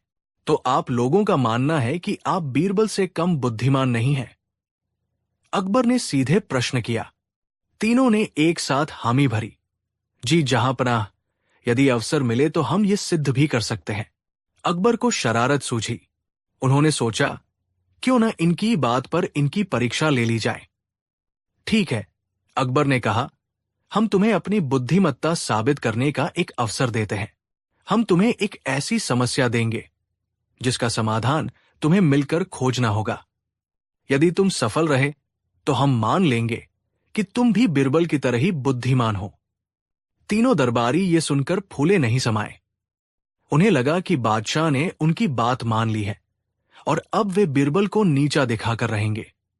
हुक्म करें। जहां पनाह, उन्होंने उत्साह से कहा। अकबर ने कुछ देर सोचने का नाटक किया, फिर बोले, देखो, हमारे शाही बात में एक बहुत ही पुराना और विशाल आम का पेड़ है। उस पेड़ पर इस साल अनगिनत आम लगे हैं, इतने मीठे और रसीले कि देखकर ही मुंह में पानी आ जाए। समस्या यह है कि पेड़ बहुत ऊंचा है और उसकी डालियां भी काफी फैली हुई है। हमें उस पेड़ से सारे आम तोड़वाने हैं, लेकिन शर्त यह है कि एक भी आम जमीन पर गिरकर खराब नहीं होना चाहिए। पेड़ की एक भी डाली टूटनी नहीं चाहिए और सबसे महत्वपूर्ण, पेड़ पर चढ़कर आम तोड़ने की इजाजत नहीं है। यह सुनकर तीनों दरबारियों के होश उड़ गए। ये कैसी पहेली थी? बिना पेड़ पर चढ़े, बिना आम गिराए और बिना डाली तोड़े इतने ऊंचे पेड़ से सारे आम कैसे तोड़े जा सकते थे? मीर हसन ने अपना सिर खुजलाया। जहांपनाह, ये तो असंभव सी बात लगती है। पंडित दीनानाथ ने कहा, हुजूर, शास्त्रों में तो ऐसा कोई उपाय वर्णित नहीं है। सरदार दिलावर खान ने अपनी मूंछों पर ताव देते हुए कहा, अगर तलवार से पेड़ काटने की बात होती तो हम एक पल में कर देते, पर यह तो। अकबर हंसे, क्यों? अभी तो तुम सब अपनी बुद्धिमत्ता का दम भर रहे थे। अब क्या हुआ? यह तो बीरबल के लिए बच्चों का खेल होता। यह सुनकर तीनों को अपनी इज्जत का सवाल लगा। उन्होंने कहा, नहीं जहांपनाह, हम हार नहीं मानेंगे। हमें कुछ समय दीजिए, हम अवश्य कोई न कोई उपाय सोच लेंगे। ठीक है, अकबर ने कहा, तुम्हारे पास कल शाम तक का समय है। कल शाम तक यदि तुमने ये कार्य संपन्न कर दिया तो तुम्हें यथोचित इनाम दिया जाएगा और तुम्हारी बुद्धिमत्ता का लोहा भी माना जाएगा। अन्यथा, अकबर ने वाक्य अधूरा छोड़ दिया, पर उसका अर्थ स्पष्ट था। तीनों दरबारी भारी मन से दरबार से निकले। उनके चेहरे पर हवाइयां उड़ रही थी। जो काम उन्होंने बड़ी आसानी से कर दिखाने का दावा किया था, वो अब पहाड़ जैसा लग रहा था। वे तीनों शाही बात में उस आम के पेड़ के नीचे पहुंचे। पेड़ सचमुच बहुत विशाल था और आमों से लदा हुआ था। उसकी ऊंचाई देखकर ही उनका सिर चकरा गया। मीर हसन ने कहा, कुछ तो करना होगा। अगर हम असफल हुए तो पूरे दरबार में हमारी हंसी होगी और बीरबल तो हमें जीने नहीं देगा। पंडित दीनानाथ ने सुझाव दिया, क्यों न हम लंबे लंबे बांसों का प्रयोग करें और उनमें आगे कोई जाल या हुक लगाकर आम तोड़ने की कोशिश करें। सरदार दिलावर खान ने कहा, लेकिन बांस कितने भी लंबे हों, सबसे ऊंची डालियों तक पहुंचना मुश्किल होगा और अगर आम टूटकर नीचे गिरा तो शर्त टूट जाएगी। काफी देर तक वे तीनों तरह तरह के उपाय सोचते रहे, पर कोई भी कारगर नहीं लग रहा था। कभी वे सोचते कि पेड़ के चारों ओर ऊंचा मचान बनाया जाए, पर उसमें भी पेड़ पर चढ़ने की मनाही आड़े आ रही थी। कभी सोचते कि किसी प्रकार पक्षियों को प्रशिक्षित किया जाए, पर यह तो और भी हास्यास्पद था। दोपहर हो गई, फिर शाम होने को आई। उनके पेट में चूहे कूद रहे थे, पर चिंता के मारे कुछ खाया भी नहीं जा रहा था। उनकी सारी अकड़ और घमंड हवा हो चुका था। मीर हसन होकर बोला, लगता है हम ये काम नहीं कर पाएंगे। बीरबल सचमुच हमसे ज्यादा बुद्धिमान है। पंडित दीनानाथ ने भी हामी भरी। हां, ये स्वीकार करना पड़ेगा। ऐसी टेही पहेलियां सुलझाना उसी का काम है। सरदार दिलावर खान, जो अब तक कुछ हिम्मत बनाए हुए था, वो भी पस्त हो गया। अब क्या होगा? बादशाह के सामने हमारी क्या इज्जत रह जाएगी? तभी अचानक उन्हें कुछ दूर से बीरबल आते हुए दिखाई दिए। बीरबल अपना राजकीय कार्य निपटाकर लौट रहे थे और बात की सैर करने चले आए थे। तीनों दरबारियों ने एक दूसरे को देखा। उनके मन में एक विचार कौंधा, क्यों न बीरबल से ही मदद मांगी जाए। हां, इसमें उनकी हेकड़ी तो कम होगी, पर कम से कम बादशाह के सामने शर्मिंदगी से तो बच जाएंगे। हिम्मत करके मीर हसन बीरबल के पास गया और सारी कहानी कह सुनाई। उसने ये भी बताया कि कैसे उन्होंने बादशाह के सामने अपनी बुद्धिमत्ता का दावा किया था और अब वे कैसे फंस गए हैं। बीरबल उनकी परेशानी सुनकर मुस्कुराए। उन्हें इन दरबारियों पर दया भी आ रही थी और उनकी मूर्खता पर हंसी भी। तो अब आप लोग चाहते हैं कि मैं आपकी मदद करूं? बीरबल ने पूछा। तीनों ने गिड़गिड़ाते हुए कहा, हां बीरबल जी, इस बार हमें बचा लीजिए। हम आगे से कभी ऐसी गलती नहीं करेंगे। हम मान गए कि आप ही सबसे बुद्धिमान हैं। बीरबल कुछ देर सोचते रहे, फिर बोले, ठीक है, मैं तुम्हारी मदद करूंगा, पर मेरी एक शर्त है। क्या शर्त?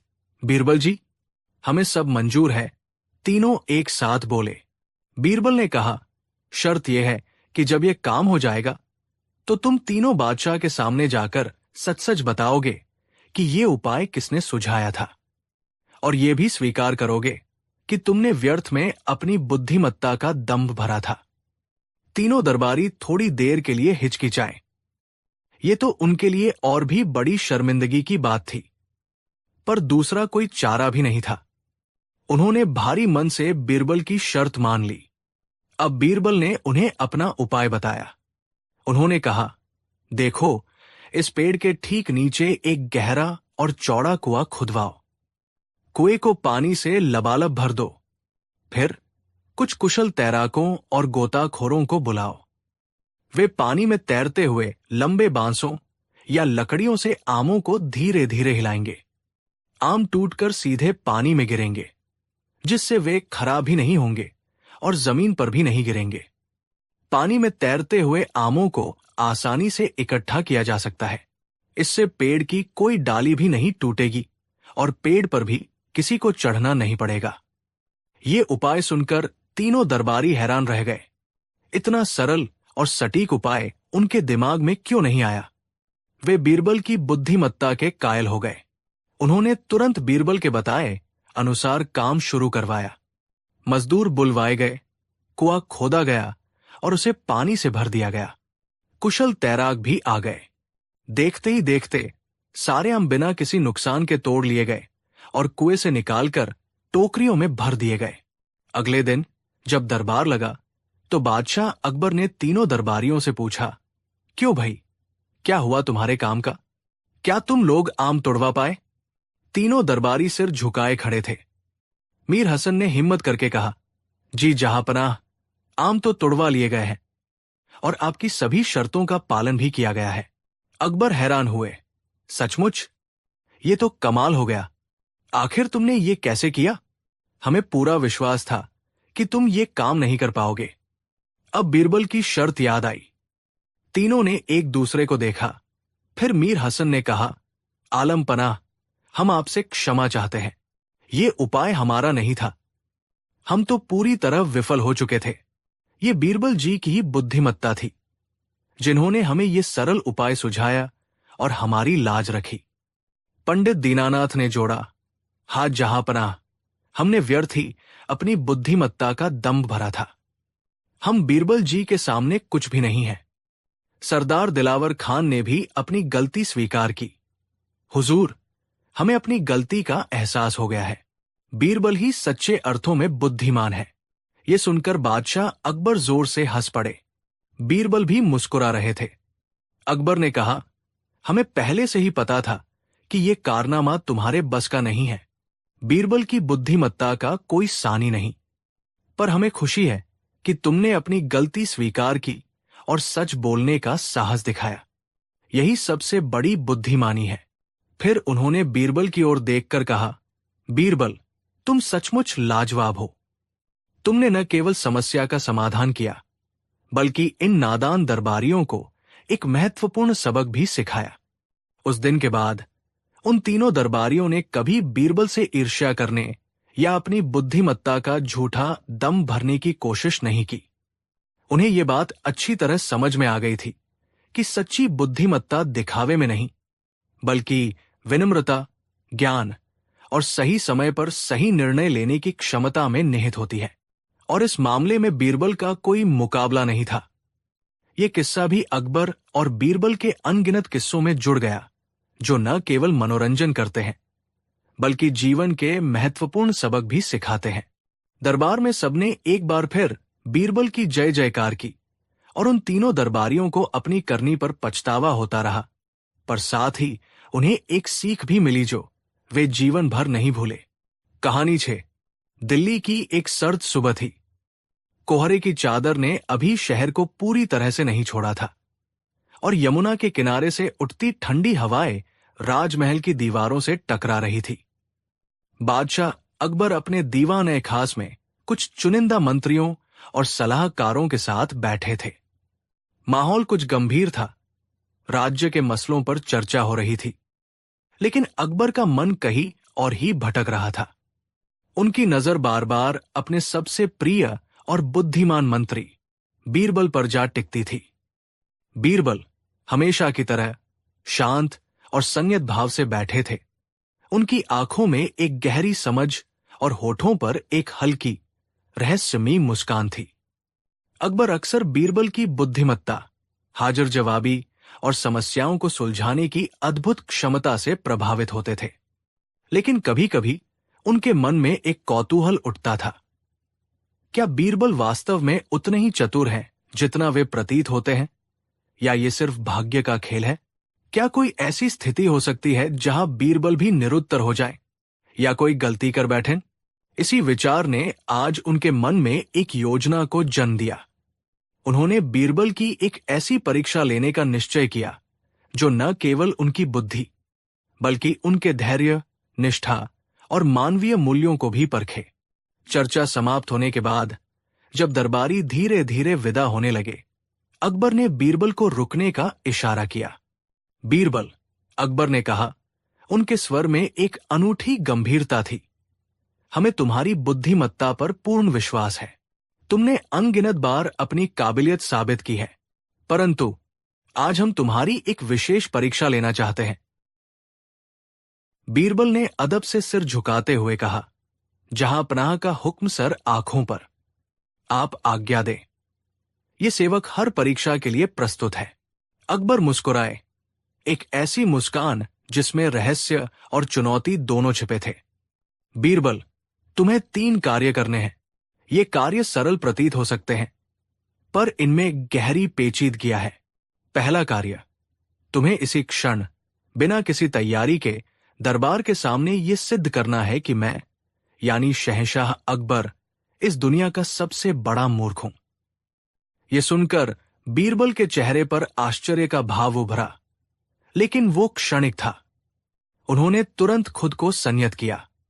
दरबार में जो कुछ दरबारी अभी भी मौजूद थे, वे कानाफूसी करने लगे। बादशाह को मूर्ख साबित करना, ये तो राजद्रोह के समान था। बीरबल आज बुरी तरह फंसने वाले थे। और दूसरा कार्य? बीरबल ने शांत स्वर में पूछा, मानो उन्हें किसी साधारण कार्य का आदेश मिला हो। दूसरा कार्य? अकबर ने अपनी उंगली उठाते हुए कहा, तुम्हें इसी दरबार में इन्हीं लोगों के सामने यह सिद्ध करना है कि मैं, शहंशाह अकबर, इस दुनिया का सबसे बड़ा बुद्धिमान व्यक्ति हूं। अब दरबारी और भी हैरान हो गए। एक ही व्यक्ति को मूर्ख और बुद्धिमान दोनों कैसे सिद्ध किया जा सकता है, वो भी लगभग एक ही समय में? ये तो असंभव लग रहा था।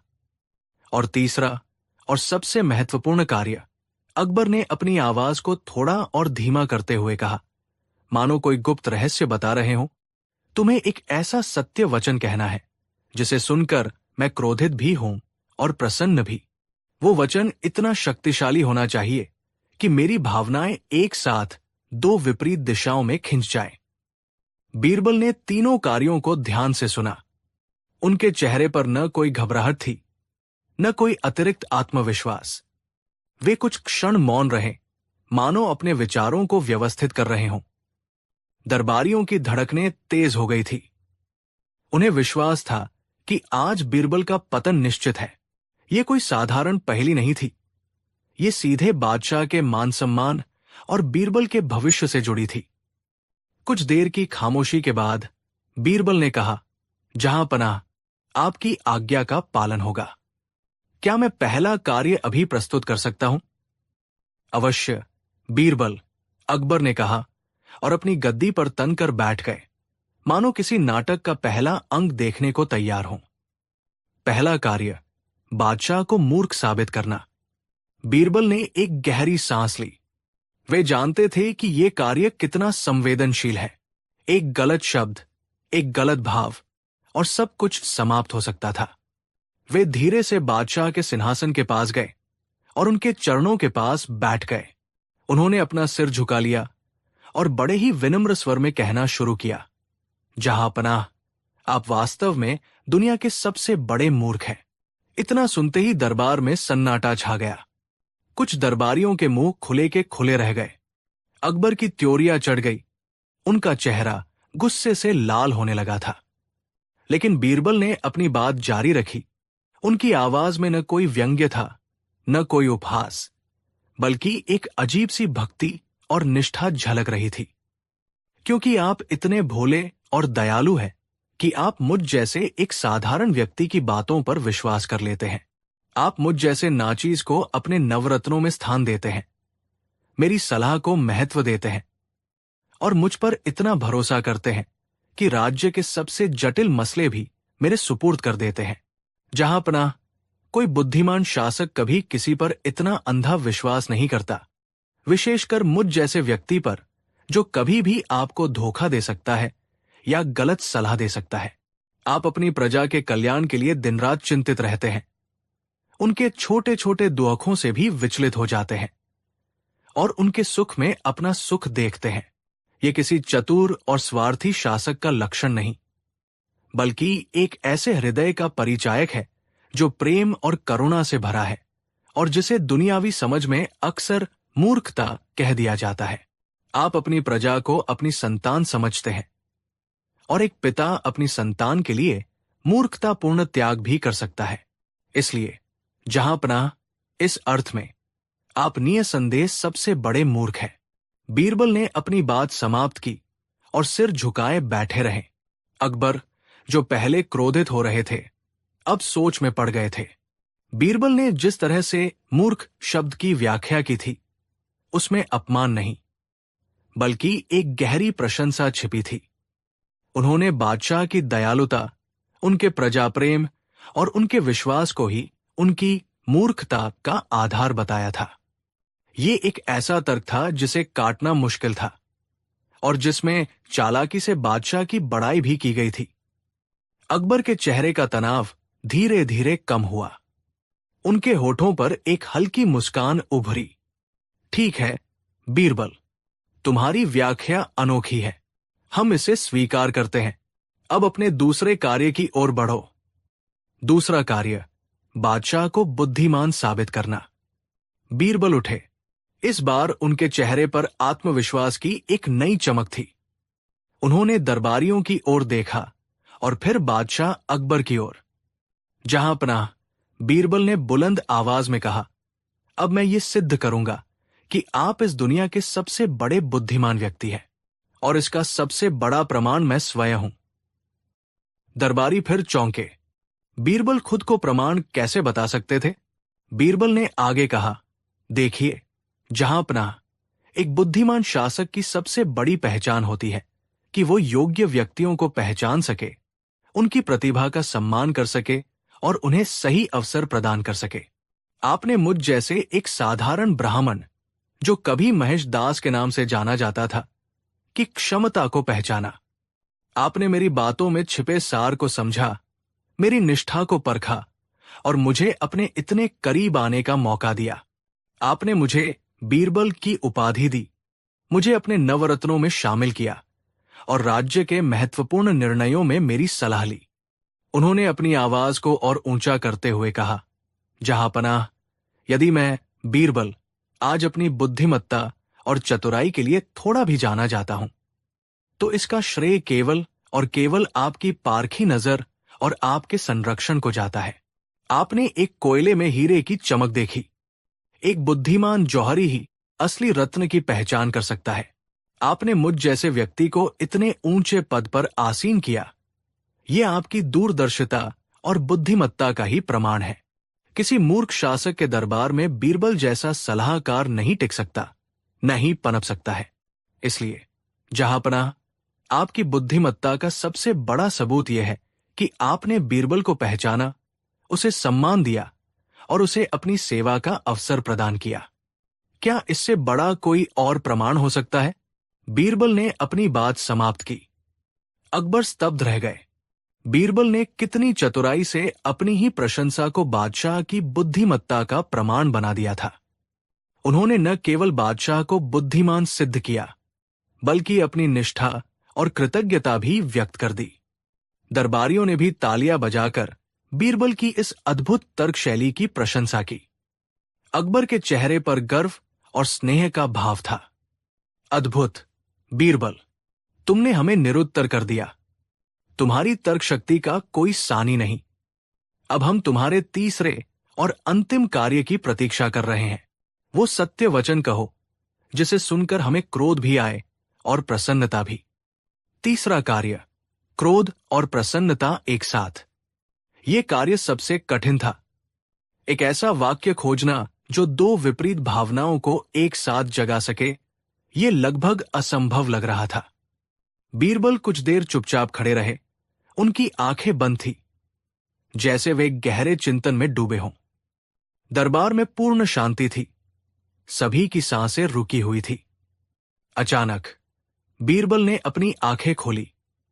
उनके चेहरे पर एक शांत निश्चय का भाव था।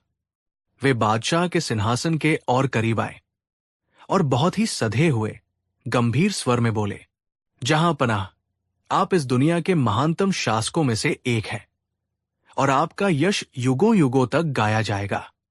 लेकिन आप भी एक दिन मरेंगे और आपकी ये सल्तनत, ये शानो शौकत सब यही रह जाएगी। वाक्य के पहले भाग को सुनकर अकबर का चेहरा गर्व से चमक उठा। महानतम शासक, यश युगों युगों तक, ये शब्द उनके कानों में मिश्री घोल रहे थे। उन्हें अपार प्रसन्नता का अनुभव हुआ। लेकिन जैसे ही बीरबल ने वाक्य का दूसरा भाग कहा, आप भी एक दिन मरेंगे और आपकी ये सल्तनत सब यही रह जाएगी, अकबर का चेहरा तमतमा उठा। मृत्यु का सत्य, चाहे वो कितना भी अटल क्यों न हो, किसी भी सम्राट को अप्रिय ही लगता है। अपनी सल्तनत और शानो शौकत के छूट जाने की कल्पना ने उन्हें क्षण भर के लिए विचलित कर दिया और उनके मन में क्रोध की एक लहर उठी। ये कैसा सत्य वचन था जो उन्हें उनकी नश्वरता का एहसास करा रहा था। परंतु क्रोध के साथ साथ उन्हें बीरबल के साहस और उनकी स्पष्टवादिता पर आश्चर्य भी हो रहा था। बीरबल ने जो कहा था वो कटु सत्य था, जिसे कहने का साहस हर किसी में नहीं होता। ये एक ऐसा सत्य था जो उन्हें उनकी सीमाओं का, उनकी मानवीय दुर्बलताओं का स्मरण करा रहा था और साथ ही उन्हें यह भी बता रहा था कि उनका यश उनके भौतिक शरीर के न रहने पर भी जीवित रहेगा। अकबर कुछ देर मौन रहे। उनके चेहरे पर भावनाओं का द्वंद्व स्पष्ट दिखाई दे रहा था। प्रसन्नता, क्रोध, आश्चर्य और अंततः एक गहरी समझ। उन्होंने एक गहरी सांस ली और मुस्कुराए। बीरबल, उन्होंने कहा, उनकी आवाज में अब कोई क्रोध नहीं था, बल्कि एक शांत स्वीकृति थी। तुमने वास्तव में वो सत्य वचन कह दिया जिसे सुनकर मुझे प्रसन्नता भी हुई और क्षणिक क्रोध भी। तुमने मुझे मेरी महानता का एहसास कराया और साथ ही मेरी नश्वरता का भी। ये एक ऐसा संतुलन है जिसे बनाए रखना किसी भी शासक के लिए आवश्यक है। अकबर अपनी गद्दी से उठे और बीरबल के पास आए। उन्होंने बीरबल के कंधे पर हाथ रखते हुए कहा, बीरबल, आज तुमने एक बार फिर सिद्ध कर दिया कि तुम केवल बुद्धिमान ही नहीं, बल्कि साहसी, निष्ठावान और सत्यवादी भी हो। तुमने मेरी हर कसौटी पर खुद को खरा साबित किया है। ये परीक्षा केवल तुम्हारी नहीं, बल्कि मेरी भी थी, ये देखने की कि क्या मैं सत्य को स्वीकार करने का साहस रखता हूं, और तुमने मुझे इसमें सफल होने में मदद की। बादशाह ने बीरबल को बहुमूल्य उपहारों से सम्मानित किया और उनकी भूरी भूरी प्रशंसा की। दरबार में उपस्थित सभी लोग बीरबल की इस असाधारण प्रतिभा और बादशाह अकबर के न्याय और विवेक के कायल हो गए। ये घटना इतिहास में अकबर द्वारा बीरबल की परीक्षा के रूप में दर्ज हो गई, जो न केवल बीरबल की अद्वितीय बुद्धिमत्ता का प्रमाण थी, बल्कि अकबर के खुले विचारों और अपने सलाहकारों की कद्र करने की क्षमता को भी दर्शाती थी। ये कहानी बताती है कि सच्चा सलाहकार वही होता है जो शासक को अप्रिय सत्य भी साहसपूर्वक बता सके, और सच्चा शासक वही होता है जो ऐसे सलाहकार का सम्मान करे। बीरबल ने हर चुनौती को स्वीकार किया और हर बार अपनी योग्यता का लोहा मनवाया, जिससे अकबर बीरबल की जोड़ी भारतीय इतिहास की सबसे प्रसिद्ध और प्रेरणादायक जोड़ियों में से एक बन गई। कहानी 7। बादशाह अकबर का दरबार अपनी शानो शौकत और न्यायप्रियता के लिए पूरे हिंदुस्तान में विख्यात था। उनके नवरत्नों में बीरबल का स्थान अद्वितीय था, जिनकी बुद्धिमत्ता, हाजिर जवाबी और समस्याओं को सुलझाने की अद्भुत क्षमता के किस्से दूर दूर तक मशहूर थे। अकबर स्वयं बीरबल की सलाह को बहुत महत्व देते थे और अक्सर मुश्किल मामलों में उनकी राय लेते थे। लेकिन जहां फूल होते हैं वहां कांटे भी होते हैं। अकबर के दरबार में कुछ ऐसे दरबारी भी थे जो बीरबल की लोकप्रियता और बादशाह के उन पर असीम विश्वास से जलते थे।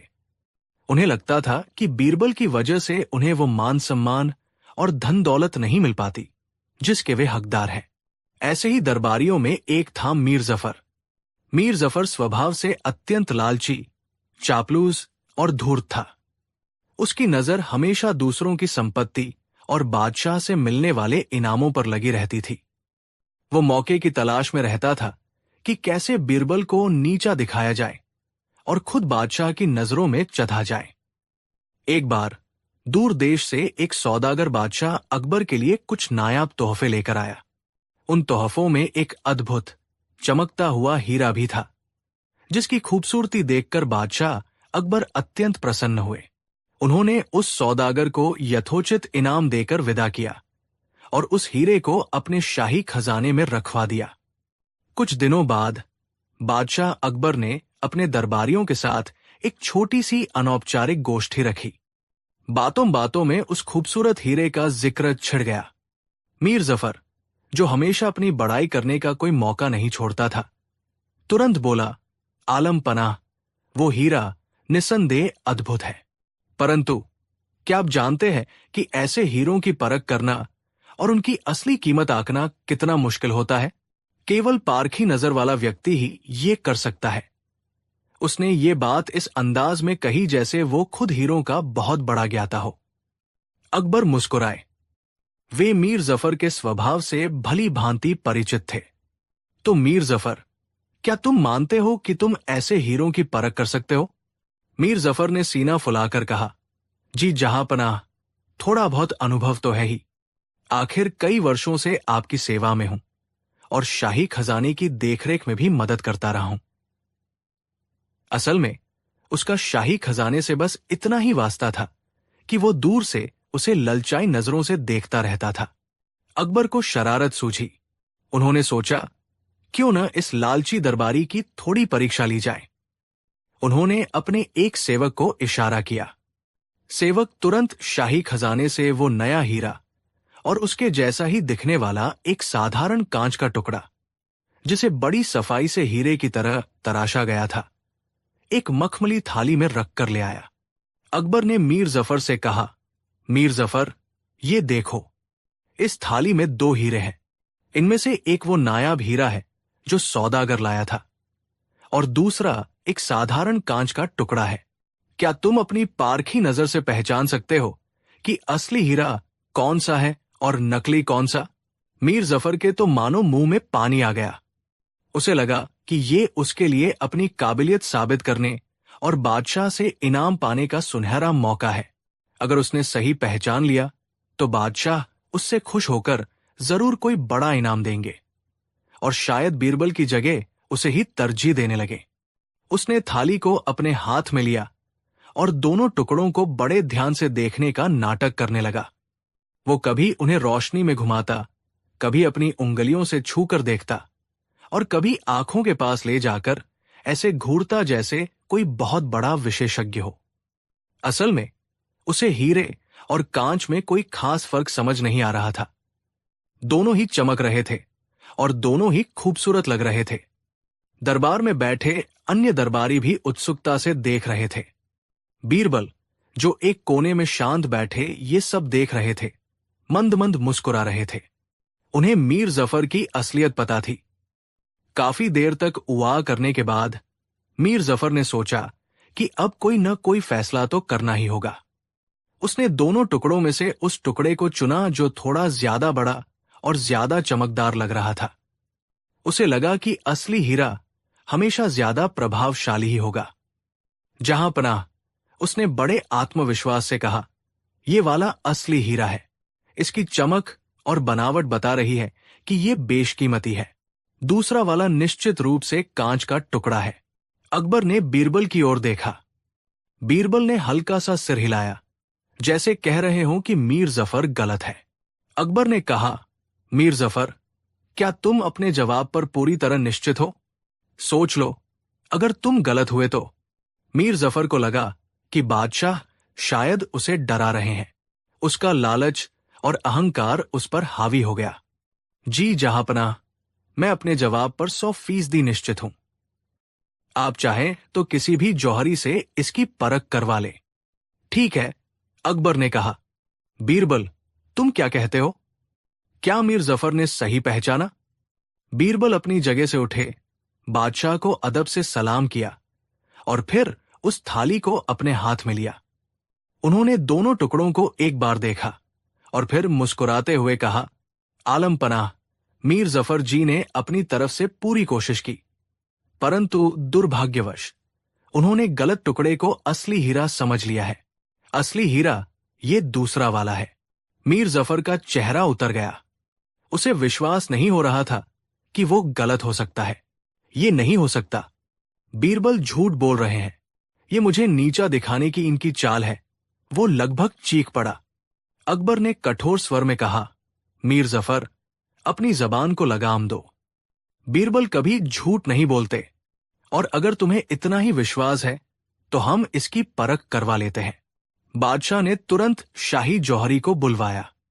जौहरी ने आते ही दोनों टुकड़ों को ध्यान से देखा और कुछ ही पलों में बता दिया कि बीरबल ने जिसे असली हीरा बताया था वही वास्तव में बेशकीमती हीरा था, और जिसे मीर जफर ने चुना था वो कांच का एक साधारण टुकड़ा था। अब तो मीर जफर का चेहरा शर्म से लाल हो गया। उसकी सारी हैकड़ी निकल गई। उसे अपनी मूर्खता और लालच पर बहुत पछतावा हो रहा था। अकबर ने मीर जफर की ओर देखकर कहा, क्यों मीर जफर, अब क्या कहते हो? तुम्हारी पारखी नजर का तो ये हाल है कि तुम हीरे और कांच में फर्क नहीं कर पाए और चले थे बीरबल से मुकाबला करने। मीर जफर सिर झुकाए खड़ा रहा। उसके पास कहने को कुछ नहीं था। अकबर ने बीरबल से पूछा, बीरबल, तुमने इतनी जल्दी कैसे पहचान लिया कि असली हीरा कौन सा है? क्या इसका कोई खास तरीका है? बीरबल ने विनम्रता से कहा, जहांपनाह, इसका कोई बहुत गूढ़ रहस्य नहीं है। मैंने बस एक छोटा सा प्रयोग किया। जब मैंने थाली को अपने हाथ में लिया तो मैंने दोनों टुकड़ों को अपनी हथेली पर कुछ देर के लिए रखा। जो असली हीरा होता है वो ऊष्मा का अच्छा सुचालक नहीं होता, इसलिए वो छूने पर ठंडा महसूस होता है, जबकि कांच ऊष्मा को जल्दी अवशोषित कर लेता है और हथेली की गर्मी से थोड़ा गर्म हो जाता है। जिस टुकड़े को मीर जफर जी ने असली बताया था वो छूने पर थोड़ा गर्म लगा, जबकि दूसरा टुकड़ा ठंडा था। इसी से मैंने अनुमान लगा लिया। दरबार में उपस्थित सभी लोग बीरबल की इस सरल किंतु अद्भुत बुद्धिमत्ता पर हैरान रह गए। उन्होंने तालियां बजाकर बीरबल की प्रशंसा की। मीर जफर को अपनी गलती का एहसास हो चुका था। वो बादशाह के पैरों में गिर पड़ा और माफी मांगने लगा। मुझे माफ कर दीजिए जहांपनाह, मुझसे बहुत बड़ी भूल हो गई। मैंने लालच और अहंकार में आकर अपनी औकात से बढ़कर बात की। मैं बीरबल जी की बुद्धिमत्ता का कायल हूं। अकबर ने उसे उठाते हुए कहा, मीर जफर, उम्मीद है आज तुम्हें यह सबक मिल गया होगा कि लालच और झूठा दिखावा इंसान को कहीं का नहीं छोड़ता।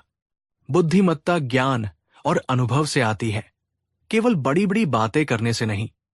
फिर उन्होंने बीरबल की पीठ थपथपाते हुए कहा, वाह बीरबल, वाह! एक बार फिर तुमने अपनी अद्वितीय बुद्धिमत्ता का परिचय दिया। तुम सचमुच हमारे नवरत्नों में सबसे चमकदार हीरे हो। उस दिन के बाद मीर जफर ने कभी बीरबल से ईर्ष्या करने या अपनी झूठी शान बघारने की हिम्मत नहीं की। उसे यह बात अच्छी तरह समझ में आ गई थी कि बीरबल की जगह कोई नहीं ले सकता, और सच्ची योग्यता विनम्रता और ज्ञान में ही निहित होती है। ये किस्सा भी अकबर और बीरबल के उन अनगिनत शिक्षाप्रद किस्सों में शामिल हो गया, जो न केवल मनोरंजन करते हैं, बल्कि हमें जीवन के महत्वपूर्ण मूल्यों की भी याद दिलाते हैं। दरबार में हर कोई बीरबल की सूझबूझ और बादशाह अकबर के न्याय की प्रशंसा कर रहा था, और मीर जफर अपने लालच और अहंकार के कारण उपहास का पात्र बनकर रह गया था, जिसे उसने जीवन भर याद रखा। बादशाह ने बीरबल को उस दिन विशेष रूप से सम्मानित किया और दरबारियों को यह स्पष्ट संदेश दिया कि योग्यता का सम्मान हमेशा किया जाएगा, चाहे वो किसी भी रूप में हो, और लालच व अहंकार का अंत हमेशा पतन ही होता है।